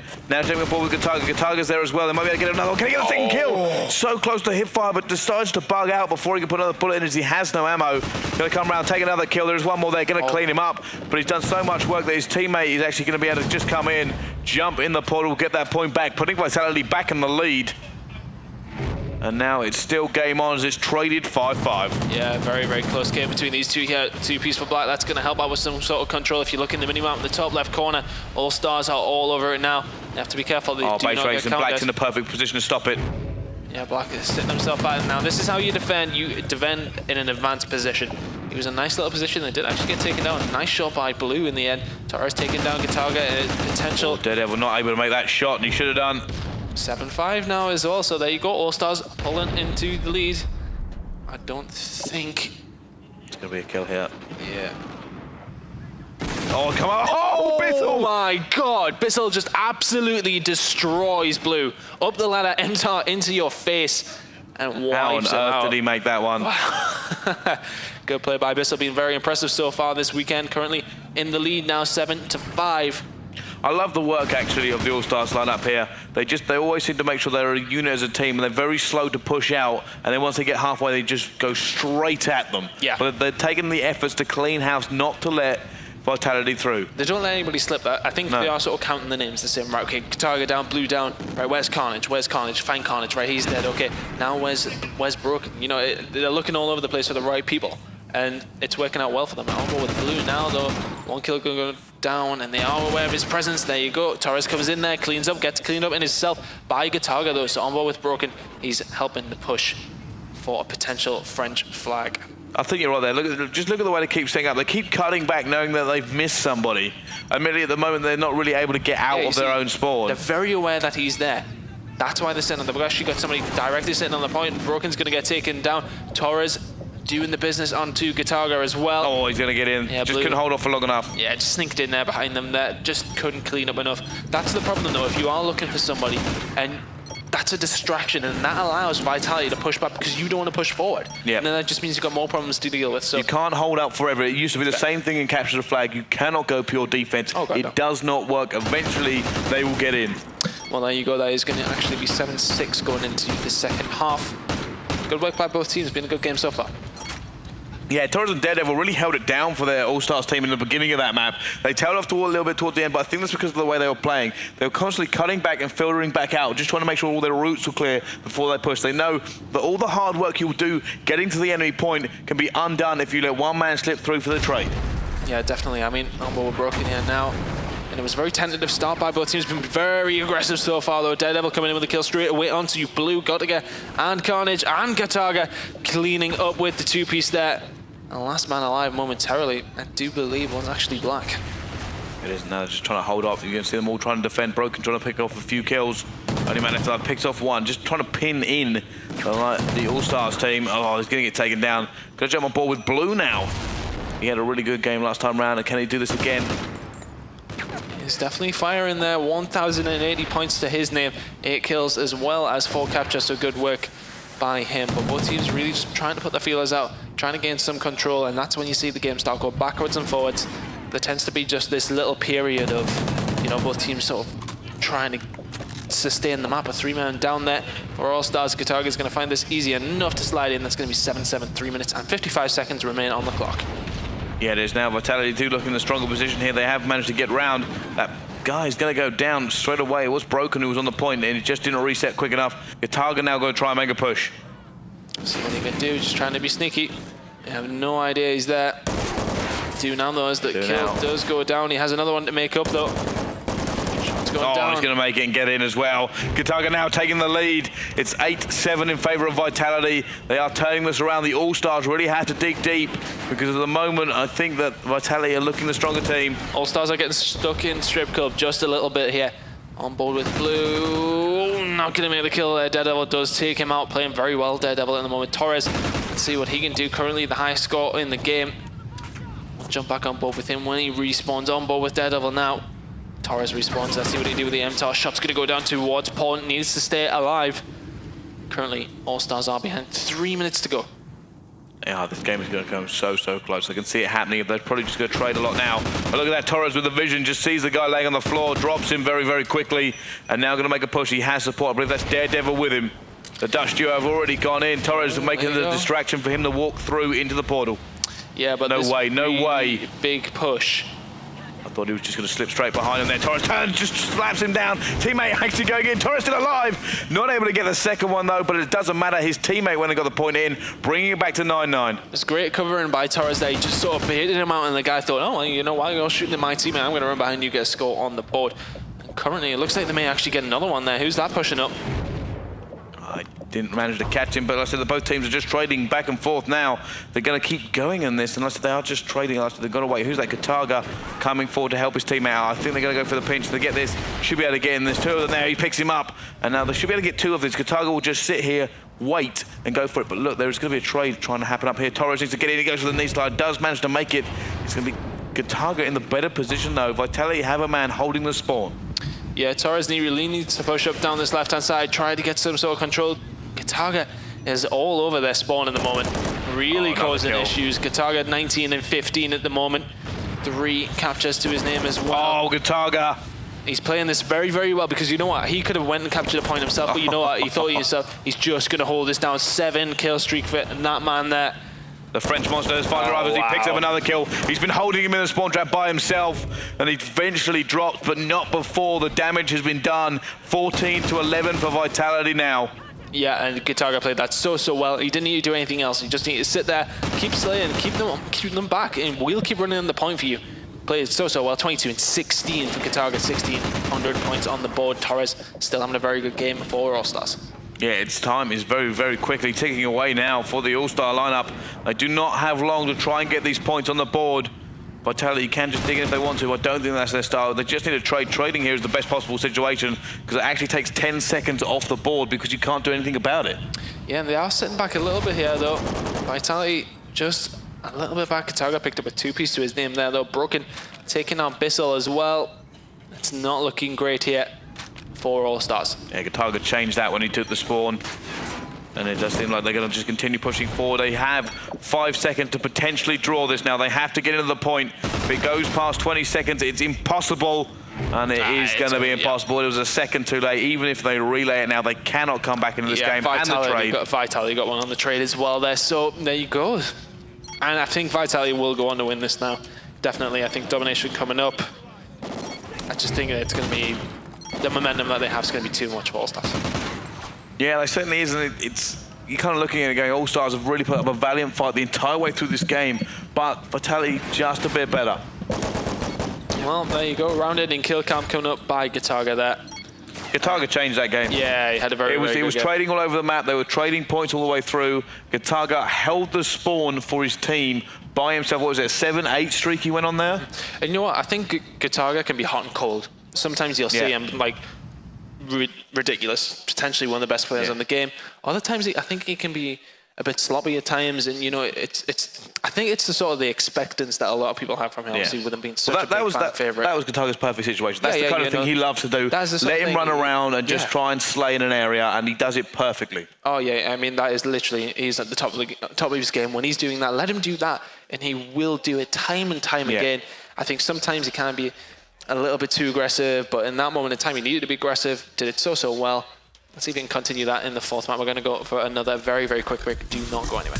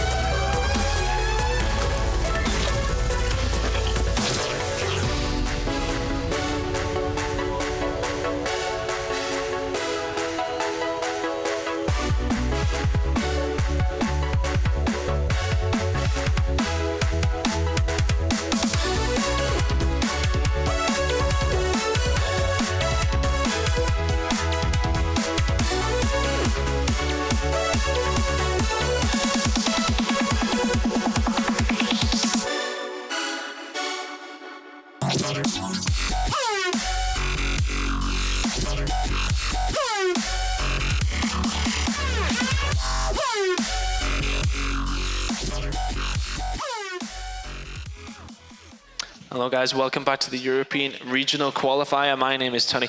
I'm here with the wonderful Brycey. See, I'm giving you the sort of intro you give me. We've got Vitality taking on Allstars here. Vitality currently 2-1 in the lead. Yes, they certainly are, and for me, this is going to be where it changes. I think Vitality are strong enough now to take this one. Yeah, I think, you know, they're going to have the momentum going there behind them. The game's starting up now. I think we're pretty much ready to go. I believe so. The doors should be closed any second now. As these guys go to war, the map is loading up as well. And you can see the concentration now, not really the smiles from the All-Star team. They know they were very close to winning that one as well. They were trading all the way through. And we did say the big play from a single player could change it all, and Kataga was that player, but it was Vitality, he took the win. Yeah, Vitality played very, very well, though. You know, they just, that play by Kataga was the one that won it for them. Doors are now being closed. And we're going to move on to this map. It is going to be Domination on Freight. All right, let's see what they can do. Who do you want to jump on board with first of all, Tom? I think after what just happened, I would say Kataga. Because I think I want to see if he can continue this on. As I said, I think he can blow hot and cold. When he is hot, though, I mean, ridiculously good player. One of the best players in Europe, without a doubt. Let's see what he can do here. And no surprise there. The Vitality vote seems to be the one that sways in their favor. 8-9 to 10% on board with Kataga now. Let's see what he can do. Kataga actually moving all the way around. Position in. He's got, he doesn't see the play. He's actually walked straight past a man. And the smoke is just kind of getting, but doesn't manage to pick up the hip fire. Now Kataga's going to push forward. He should be able to make it for his team, but he's going to be taken down. Broken up top. No, Broken actually down middle. He's going to go for this. I thought I'd switch to the guy up top. Just going to try and get onto this point. They managed to have it as he just shoots underneath the train. On board with Broken there. Did it again. Nice kill. Torres currently 3-1 though. Carnage picking up a nice kill as well as Daredevil. And was Torres who tried to clear up in the middle, with Torres doing great work, still does eventually get taken out. Was 4-1, shut down to 4-2. But with Blue now in an advanced position, really going to cause some disruptions to Allstars there. Now Gataga going to push forward once again. They have got this. Oh, where on earth did that knife come from Gataga? So he manages to take that one now. Interesting enough, the split here. Bizzle is going to go for it to try to give his team some relief on that B areas. If he can get into that, get a few kills here. He has managed to neutralize it, but you can see what it's actually done has allowed Allstars to push up onto B. Can they hold it though? They have a player on it. It's going to be Black. He's going to try to get the neutralize on that, and the grenade actually coming in from Gataga to stop him, but they have to recapture. He did manage to get the neutral. Bizzle coming in as well. The grenade with him. He has a teammate. They're capturing it so fast. They should be. No, neutral again. Black, the only man left alive. He's got to try and relieve the pressure now from Vitality. And there's going to be so many guys here for him to try and take him down to get one. Does not get the second, and Vitality will regain it after that short skirmish. Yeah, but still going to push underneath here, try and cause some sort of distraction at A. Shot's going to go down by Daredevil, looking for somebody around here, and there's not actually anybody anywhere near him. So, well, Daredevil does get taken down though eventually after that shooting, pretty much giving away his position. And the lead currently lies with Vitality. It's around 11 points now, make that 12. Yeah, there we go. You're going to see Torres going to continue to just try to do some serious work. They need to try and just split again maybe, but however, just check this out, as Vitality have got the same idea. They really want to put this one out of all contest. Blue is going to go, he's got the neutral, and he's probably going to just rotate back around Lumber. No, he's actually going to go all the way around. Usual players to go to Lumber, try to get the headshot. He's managed to get one, can he get the second as well? Blue does! Blue, shuts them down. Clutch play from him, and he's going to have help from his teammates here. It does look like they're going to lose it. Blue going on an absolute tear at the moment, though. He's going to pick up C, and it does actually mean they are losing B at the moment. Could that be a slight overextend? Brogan's going to come in with one kill. Is the second going to be picked up? Yes, it is. Blue, once again, they are now taking B back, and this is looking very, very good for Vitality. Currently 2 flags up to 1, 51 points to 28, and that is going to slowly rise. But with Blue, MTAR in hand, played fantastically well. He's had a really good series of maps every time really we see him play. Played very, very well. And he's another one of these players. I think a lot of Vitality sometimes can be very hot and cold, but when they are firing, they are an absolutely amazing team. And if they continue firing, as I said, they definitely have a shot at winning this weekend's prize of 15,000 euros. Yeah, they really do now. Bizzle just going to go on here. They still haven't managed to get it back. They're currently losing 63 to 34. And they're going to push shots down. Oh, he has managed to get it, but however, he's going to be taken down pretty much straight away. Black going to go up top, trying to get some cover on. The Allstars are failing in the front of this pressure from Vitality. They just cannot get a toehold on the map when they need it. Every time they get a kill, it's being traded straight back against them. And Vitality are doing very good work at just keeping them pinned. Look at the line that Vitality have. All 4 of them are in the center of the map, covering different areas, and literally Allstars. Every single time we're changing one of them, every one of them is going down. We cannot stay on board with it anyway. And Bissell eventually gets a kill there. Well played to him, 6 and 10 from him, but they really need to reduce this deficit with a minute to go. Still not out of it. If they can reduce that deficit by around 10 points or so, then it's not really out of the ass to win it. But with Black here, see if he can do anything. Just trying to relieve some pressure from Allstars at the moment, because they have not been able to get out their base for a long, long time. And then here we go, jumping on the B now. Shot's going to go down. Not going to happen. Are they going to get a hold of B though? Yes, they do. There you go. Get it. Yeah, so now, currently, they are around 40 points behind though at this moment in time, so they really do need to do something in this final 45 seconds. It would not surprise me if they try to push for a bit of a 3-cat. It's not going to matter though, because Vitality are pushing back once again. Yeah, they really are, and they're just trying to hold us down here. And like I said, the problem is that Vitality have now got such a lead. You've got to really give it to them this map. I mean, Carnage, 14 and 10 at the moment as we jump on board with him. As he's trying to get a second kill out, he doesn't. And you've got to know the Allstars are going to be sitting there thinking, right, we need every single point we can muster here. And then we go, Torres is going to try and do exactly that. Triple Cap could really bring the deficit down so quick, but they have to get it first. Yeah. Oh, Bissell now picking up a nice 2 pieces. It does end with Allstars with 2 flags to their name. It's going to be about 29, sorry, not 29, it's going to be 33 points, the difference in the end. 34 points, sorry. There you go. They're going to be happy with that Vitality. That's one of them ones where they can rest on their laurels. You know, they can sit on the 2 flag, potentially get away with even sitting on 1 flag for a minute or so, but they still need to push out, obviously. That's a good lead. Oh, that's a fantastic lead. That's going to be a lead that they're really going to be so glad they got in the first half. The second half, I don't know if Allstars can really take this. They're going to have to just get in that battle line. You saw the battle line there from Vitality was the difference. They just stood, and you just saw, you called it completely correctly, just a complete line across the map, and there was no way for them to get a toehold in. Allstars were trading kills, and it just wasn't working. Yeah, you know, they just couldn't get out at all. Vitality held it down so well, just holding their points, mixing it up, changing the position, playing very well. Very pumped at the moment. And I'd imagine they're going to go on to win this one now. As Qatar got broken. Carnage. That is some serious focus. They know they're ahead, but they know they really want to do this one. I think they're pretty much ready to go. I think they are as well. Qatar just having a word with the admin. The thumbs up, we can actually see the guys ready, focused. They know 5 more minutes and they can take this one and move on. Oh, look at Katago, he looks a bit pumped. Bouncing in his chair. I can feel it coming through the stage, he's been bouncing on the chair, but yeah. Let's see what happens. I mean, lots of shots from the Vitality booth to my left-hand side. Yes. From the right-hand side, however... They are hyped up, yeah. Not so much. They need to step up their game. All-Stars, if they want to stay inside this tournament at the moment. Still, they've done pretty well, though. I mean, they're getting to the quarterfinals, which is definitely going to help them going towards LA. See if they get any further, though. They're not out of this yet. No, they are not out of this yet. It is still very much doable, Tunny. If you can do it one side, you can do it to the other team, the other. So whether or not they're going to be able to do it, though, I think Vitality just looking fantastic. Blue, one of the main players there for Vitality. He was just picking up great kills, got the neutralization, still managed to pick up 2 pieces it was to that keep them down. When he pushed towards C, he took out literally 4 of them and did it himself. So, you know, if a player is making that sort of movement on his own, it just leaves the rest of the team so much freedom to do what they need to do. And played it fantastically well. Let's go on board with him from the start, see what he can do. Okay, we're going to be running that MTAR as usual. I imagine he's going to be one of the players pushing straight towards B. Probably, is he going to go right or left is my question. I'm guessing he's going to go left and just try to make up a few kills. They're only sending 2, 3. It does eventually join them, though. 3 members of All-Stars are just going to make that there just before them. Blue just taking his time here. 3 people from All-Stars are on that, though. They're going to capture that very quickly. Vitality not aware, but Blue's going to come in there with a kill, as does Godiga. Blue not going to get his 3rd. Bissell, very important kills. Carnage gets a hold of B once again, and good. Did just enough, though, for them to capture that point. Blue starting off as he ended the last one. Carnage up top, puts bullets down, gets hit markers. No joy, though. And now he's going to have to try and hold off as the smoke is flooding the middle section of this map from the All-Stars. On ball with Carnage. Remington in hand. Just really patrolling around this smoked area at the moment. And, you know, All-Stars trying to get some sort of foothold on this.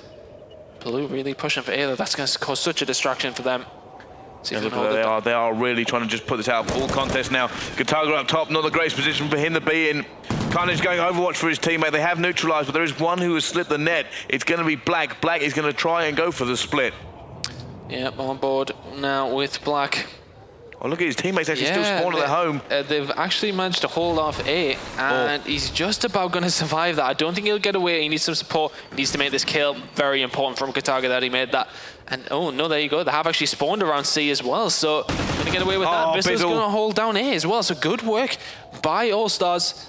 Little bit of a lucky spawn, and the gun skill has definitely put them back into contest of this map. Oh, 3 men go down, though. Oh, no, that's not good. That's going to be an issue. They're going to get a hold of C now, Vitality. And it does seem as if, at the same time, that's going to give All-Stars a little bit of a better chance to get towards B. They need to be aggressive towards that now. And that's exactly what they're going to do. Bissell pushing in there, picks up a kill onto Carnage, and he's straight onto the point. Needs help from his teammates, though. As we do see Vitality converge down onto the center of the map. Bissell staying alive. And he's going to get a hold of it.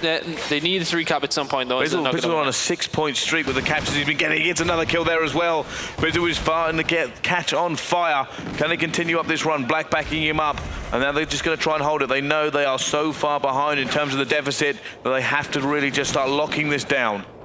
Yeah, I think it's +6 on your... sorry, +12 on your enemies every minute if you're holding the 2 cap.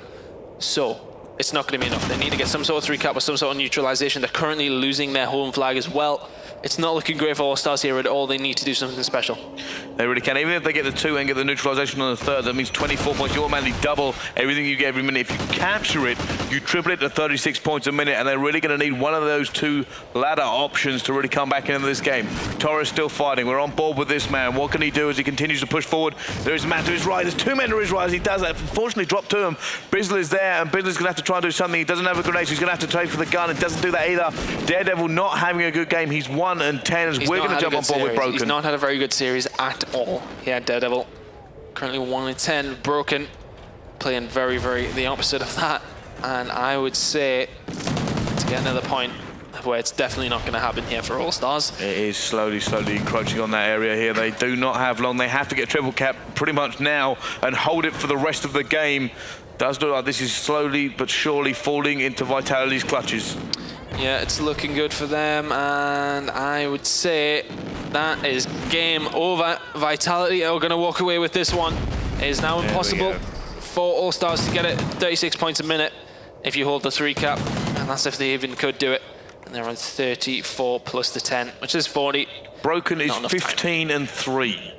He's died 3 times in 4 minutes. It's so important not dying, because you can just get in positions to really, I mean, it just shows how much of a good player he is. I mean, there you go, there's his 4th death of the game. 16 and 4 is still a very respectable score. On the other hand of things, Daredevil, 4 and 14, not great from him. And the thing is, they can expect better. I think Allstars will be disappointed with that, but they'll be happy with the trip to LA. They'll be looking forward to that, because I think the Dutch qualifier was one of them ones where it was sort of up in the air. You know, you think Allstars might win it, but you never know what's going to happen. But they did manage to get themselves to LA, so hats off to them there. Got themselves this far as well, so they're going to get a bit of a better seeding point going into this. But there we go. Vitality will advance on towards the next round. 30 seconds remaining on the clock. Wizards are going to come round, just take that last kill. The kills at the moment, these two teams, like I said, I think Vitality are going to go very far today. I believe I said the contest is really there on the day. Can they take down the current 2 favourites, TCM and Epsilon? I do believe they will be playing against Epsilon. Oh, that's going to be a huge game. That's going to be a really good watch. Very big game. I'm going to love to watch that one. Tommy going against a few of his ex-teammates in Vitality there. Of course, he's in the Epsilon squad now. And he's going to be an insane one. But there we go. There is the win. Vitality have won it. And they know, and you know what, it's a bit of anticlimax at the end there. They won it so early into that second half. And there we go. They will progress through. Fully deserved. Definitely. I mean, after the first map, you thought Allstars. Let's see how they do here. Top 4 now. Yeah, Vitality take that map, and it'll be interesting to see what the analysts think of that one, because I think, you know, coming into it, the run and gun, the SMGs, I didn't think Blue would perform as well as he did. He really went off and excelled himself there, very much so. He played very well.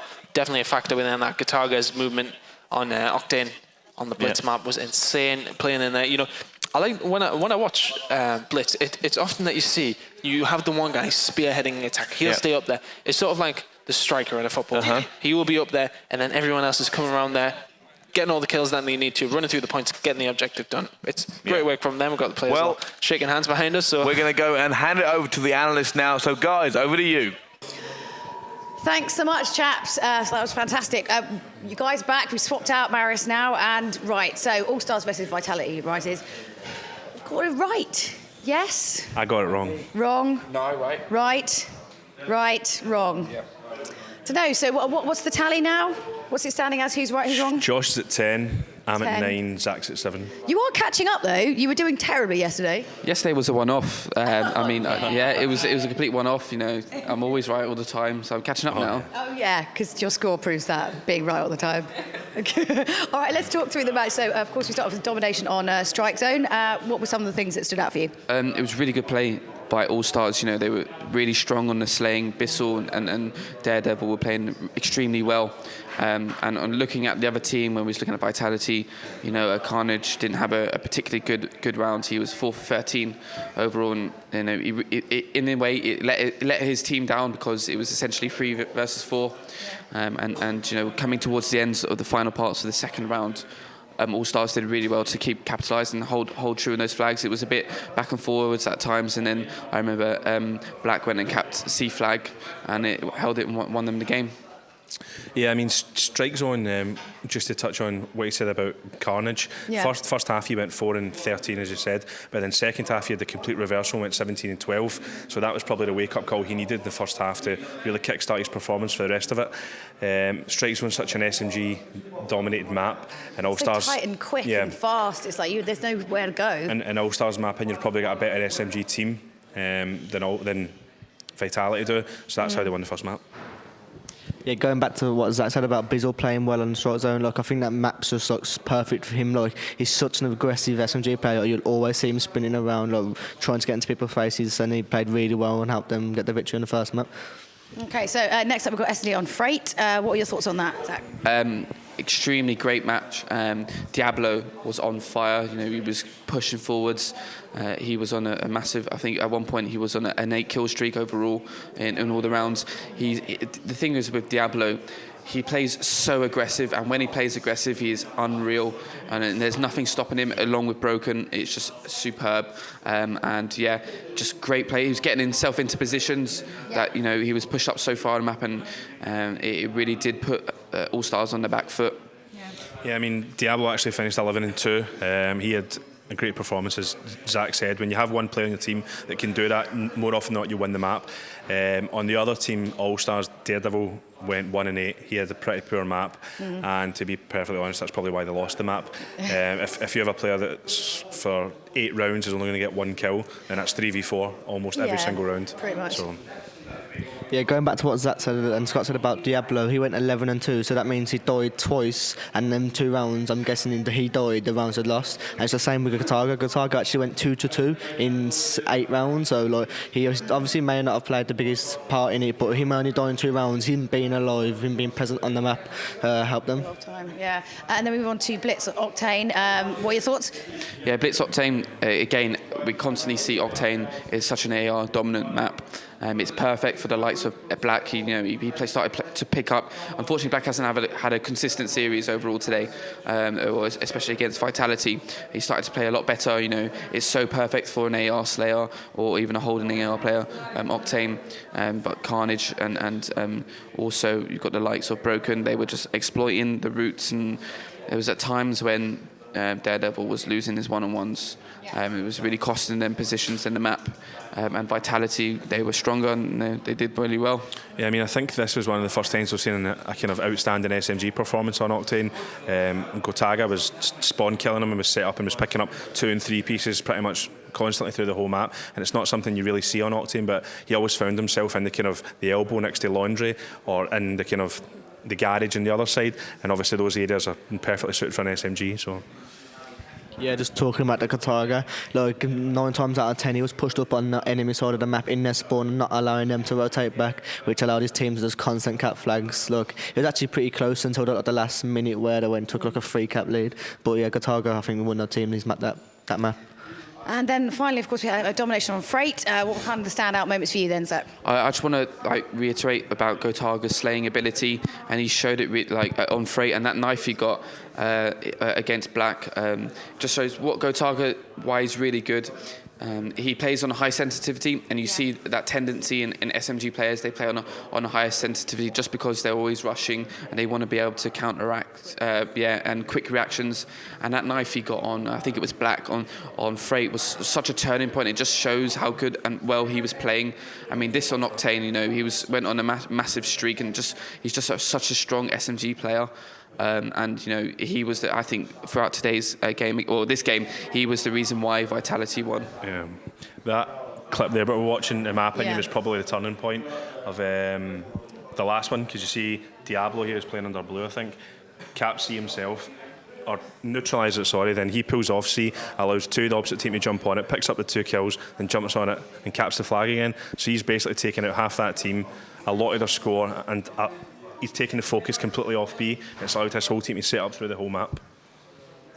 Yeah, Scott said just like individual plays, and like just in one of them, like, there's so many individual plays. Like Gotaga on the Blitz by holding the spawns. You had Blue, Diablo in S&D, which basically won them. So just when players turned up individually, like obviously the player does a team as well, but like certain players playing better than everyone else just won them it. Well, interesting stuff. So next up, we've got SK versus Tech. What is the call on this? You've just got a few points to make up. Are you going to go out on a limb, go with the flow? What's your strategy? I think, you know, looking based on the performances so far, Tech have played games this weekend and SK are yet to play one. I think on basis of that, it's so hard to call, because I do think SK are a good team. Unfortunately, they don't tend to show up at the mainland European events. I'm just going to go with Tech, I think, on this one. Yeah, you think that they're on a roll now that they've kind of overcome that first initial hurdle? They can just carry on. Yeah, absolutely. And they've played games that, you know, the momentum should still be there. And SK have yet to play a game this weekend. So. Any thoughts on that? I think Tech are probably a safe choice. We've seen them play here. We've seen how well they're playing. We've seen people like Wonder play not so good, then pick his game up. So we know that they can do it. SK are a bit of a kind of unknown quantity. They got here for a reason. We all know the name. You know, they've been around the scene for a while. They're experienced. So it's a hard one to call because we've not seen SK. But because I have seen Tech play, I'm going to go with Tech. Yeah, as they basically said, there's no other way of putting it. Like, Tech have played 2 games this weekend already, look really good, and SK haven't played a game. Like, I know they haven't practiced much either because they've had to change player like a week before. So I'm going for Tech. All right. Well, why don't we find out if Tech can keep this roll going, and let's go over now to the casters and find out exactly how it's going to be playing out. Oh, sorry, we're going to a break first. Beg your pardon. Here you